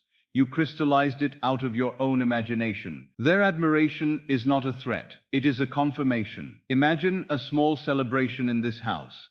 Perhaps you have invited a few people for a simple meal. The table stands where you once saw it in imagination. Plates sit upon it, glasses catching the light of a lamp or candles. People laugh, talk, eat. The sound fills the room in a way that feels right. The house is no longer merely new. It is lived in, and yet it still shines with the joy of being yours. At some point in that evening, you step away for a moment. Perhaps you go to the kitchen to fetch something, or out into the garden to take in the night air, or stand alone in the hallway. You listen to the murmur of voices coming from the room where your guests are. You feel the vibration of life in your home, and you say within yourself, very simply, "This is my house. I dwell here as the one who has." Later, when everyone has gone and the rooms are quiet again, you move through the house, turning off lights, closing doors. Your hand rests briefly on surfaces as you pass the back of a chair, the edge of a table, the frame of a doorway. Each touch is a kind of blessing. You are not afraid of the dark rising in those rooms. You know they will be bright again with your presence in the morning. You climb the stairs, cross the landing, and enter your bedroom. You prepare for sleep, not in some cramped borrowed space, but in a room that answers to your name. As you draw the covers up and lay your head on the pillow, you feel the entire structure around you as a physical affirmation. You assumed, and therefore you have. You do not need to repeat long phrases now. One quiet sentence is enough. I am at home. Understand what we are doing with this visualization. We are not asking life to give you a house. We are not begging some power outside yourself to take pity and provide. We are planting in the subconscious a very definite state, the sense of being the man who lives in his own beautiful fitting home. The scenes, The key in the hand, the door opening, the walk through the rooms, the morning, the evening, are only a means of giving that state flesh and substance in imagination. Out of such a state, the outer bridge is built. It may take the form of better work, new opportunities, unexpected financial provision, the right property coming into view at the right price, helpful people appearing. It may be a series of very ordinary events, meetings, conversations, decisions that, when looked at backwards, form an unbroken path from where you are now to the moment you stand with your own keys in your hand. You do not have to construct that path. You only have to abide in the end. Tonight, as you drift towards sleep, you can let that end be this: you standing with those keys, feeling their cool weight, hearing the click of the lock, pushing open your own front door. Or if you prefer, you can let it be the image of you lying in your own bed in that house. The familiar shapes of your room around you, the quiet of security settled in your bones. In either case, the principle is the same. I am housed. I am settled. I am rooted. I am the wealthy one whose wealth has taken form in walls and doors and windows and floors. That is the hidden code in this scene. It is not the words alone, it is the feeling of already living there. Carry that feeling lightly, but faithfully. Do not argue with appearances that seem to deny it. Do not measure your power by your current bank balance or by the opinions of others. You are not bound to the old dwelling of lack. You are free to move, first in imagination, then in fact, into a house that matches the dignity of the God in you. And when, in the outer world, the day comes that you hold your real keys, walk your real rooms, open your real cupboards and closets as the owner, you will know, as surely as you know your own name, that you have been here before. You walked every inch of that house in consciousness long before your feet ever touched its floor. You turned the key in the unseen lock of I am, and the house simply accepted you when you arrived. So let this picture sink deep. The new house is not somewhere far off. It exists now in the great storehouse of finished things. You are not chasing it. You are aligning yourself with it. Begin to think of yourself, speak of yourself inwardly, as the one who goes home to that place. Let that identity take root. And then, without strain, without panic, without feverish effort, watch as the outer world rearranges itself until one day you stand at that door, key in hand, and the invisible becomes visible, the imagined solid, and you, quite naturally, step into your new home. My friend, we have walked a long way together tonight in imagination. We began where the world always begins its stories of money, with effort, with struggle, with sacrifice, with long years of waiting. And we have quietly laid that idol down. You have heard me say it again and again. Not as theory, but as law. Money is not the cause. Money is the echo. Money is the shadow. The cause is always your concept of self. What you dare to unite with those two little words, I am. You have been led through scenes, not of begging, not of hoping, but of having. You have seen accounts rich and calm. You have stamped paid in full across what once disturbed your peace. You have given out of overflow, not out of fear. You have opened letters of increase, sat at tables you could pay with ease, rested in rooms prepared for you, traveled as one who is chosen, and walked through the doors of a house that bears your name. All of that has been more than imagination in the childish sense. It has been rehearsal. It has been the planting of a new state in the only place where reality is born, in the subconscious, in that deep, quiet level of your being that accepts whatever is impressed upon it and faithfully produces it in your world. So now, as this journey draws toward its close, I want you to understand something very gentle and very profound. You do not need to remember every word I have spoken. You do not need to hold on to every scene. You do not need to repeat long phrases through clenched teeth. That would be effort, and effort belongs to the old story. What matters is the tone that remains in you now, the feeling that lingers in your chest, in your stomach, in the very way your body lies where it is. Ask yourself quietly, who am I now? Not, what do I still see outside? The outer will always lag. It is a photograph of an old state. I ask you, who are you now on the inside of yourself? Are you still the one who is trying to get, trying to prove, trying to reach for the distant thing? Or have you allowed yourself, even for a few moments, to be the one who already has, the one who is provided for, the one for whom money is easy, the one whose life fits him? If tonight there is even the faintest taste of that second kind of self, hold it as you would hold something very precious and very delicate. Do not clutch it. Do not squeeze it. Simply acknowledge it. Say within yourself as calmly as you can, "Yes, that is me. I am that one." You see, the hidden code you have been hearing all along is not a string of magic words. It is a name, the name of God in you, which is I am. When you say I am poor, you misuse it. When you say I am always behind,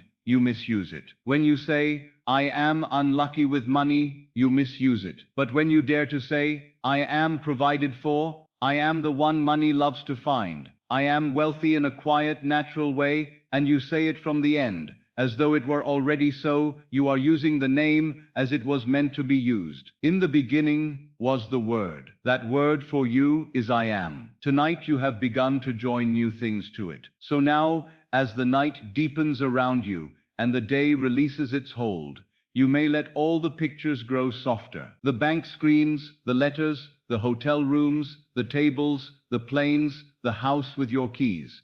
They can fade to the edges. You have already visited them where it matters. What you keep is the quiet knowing that all of them are natural to the one you have chosen to be. Let the code become very simple. Perhaps for you, it is I am provided for. Perhaps it is I am wealthy. Perhaps it is I am the one money blesses. Choose the one that sits most easily on your tongue. The one that feels like it could be spoken in an ordinary room without strain. You do not need 1,000 sentences. One will do if it is felt. And there, at the edge of sleep, do not recite it like a soldier. Whisper it inside yourself like a fact. Not I will be provided for, that keeps you forever in tomorrow. Not one day I will be wealthy, that crucifies your desire on the cross of time. Simply, I am provided for now. I am wealthy now. I am the one money loves to find now. Even if the outer facts still protest, let them protest. They are yesterday's newspaper. You are writing tomorrow's. Remember what I have told my students again and again. Assumption, though false when first made, if persisted in, will harden into fact. It does not matter that your mind says, but it is not yet so. The mind is a very poor prophet. The feeling you fall asleep in will be the seed. Life will obey that.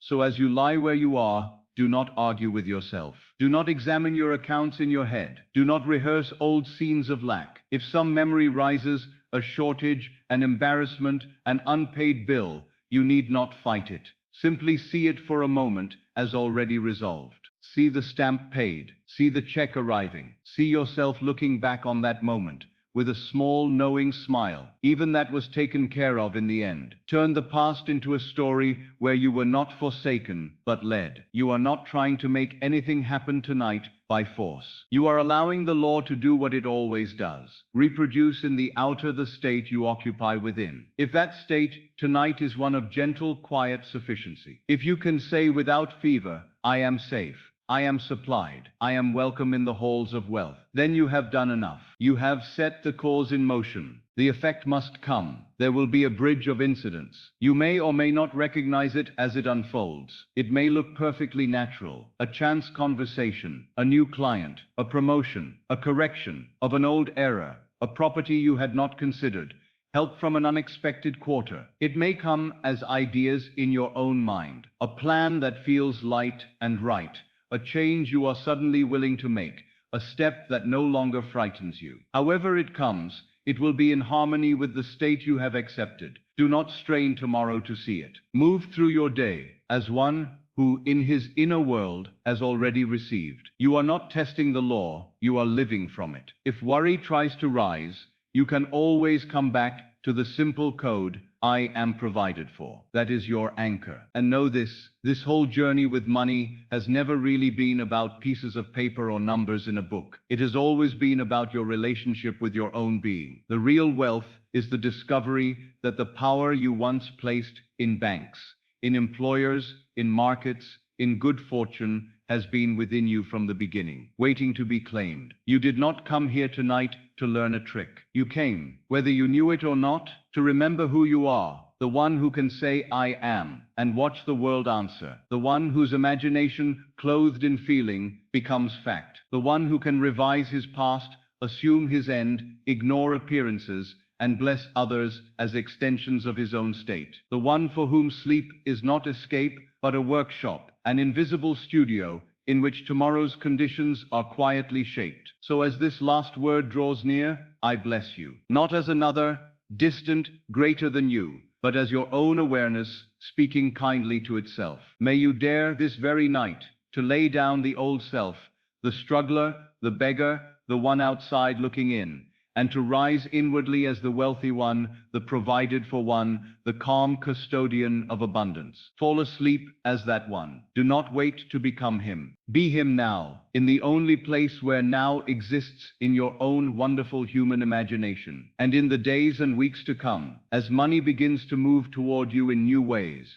as debts resolve, as doors open, as homes, journeys, meals, opportunities, and quiet freedoms appear, recognize them. Say softly, within yourself, of course, this is the harvest of the state I chose. This is the answer to the EAMS I dared to claim. Then give thanks, not to luck, not to chance, but to the law and to the one who fulfills it in you. You are that one. So let the body rest, let the mind grow quiet, let the outer world do what it will. The seed is planted, the code is spoken, the name is known. I am provided for, I am wealthy, I am the one money loves to find. Let that simple truth be the last clear note in your awareness as you drift away, and as you pass over that threshold into sleep. Know that the law watches, listens, and obeys. It is already done.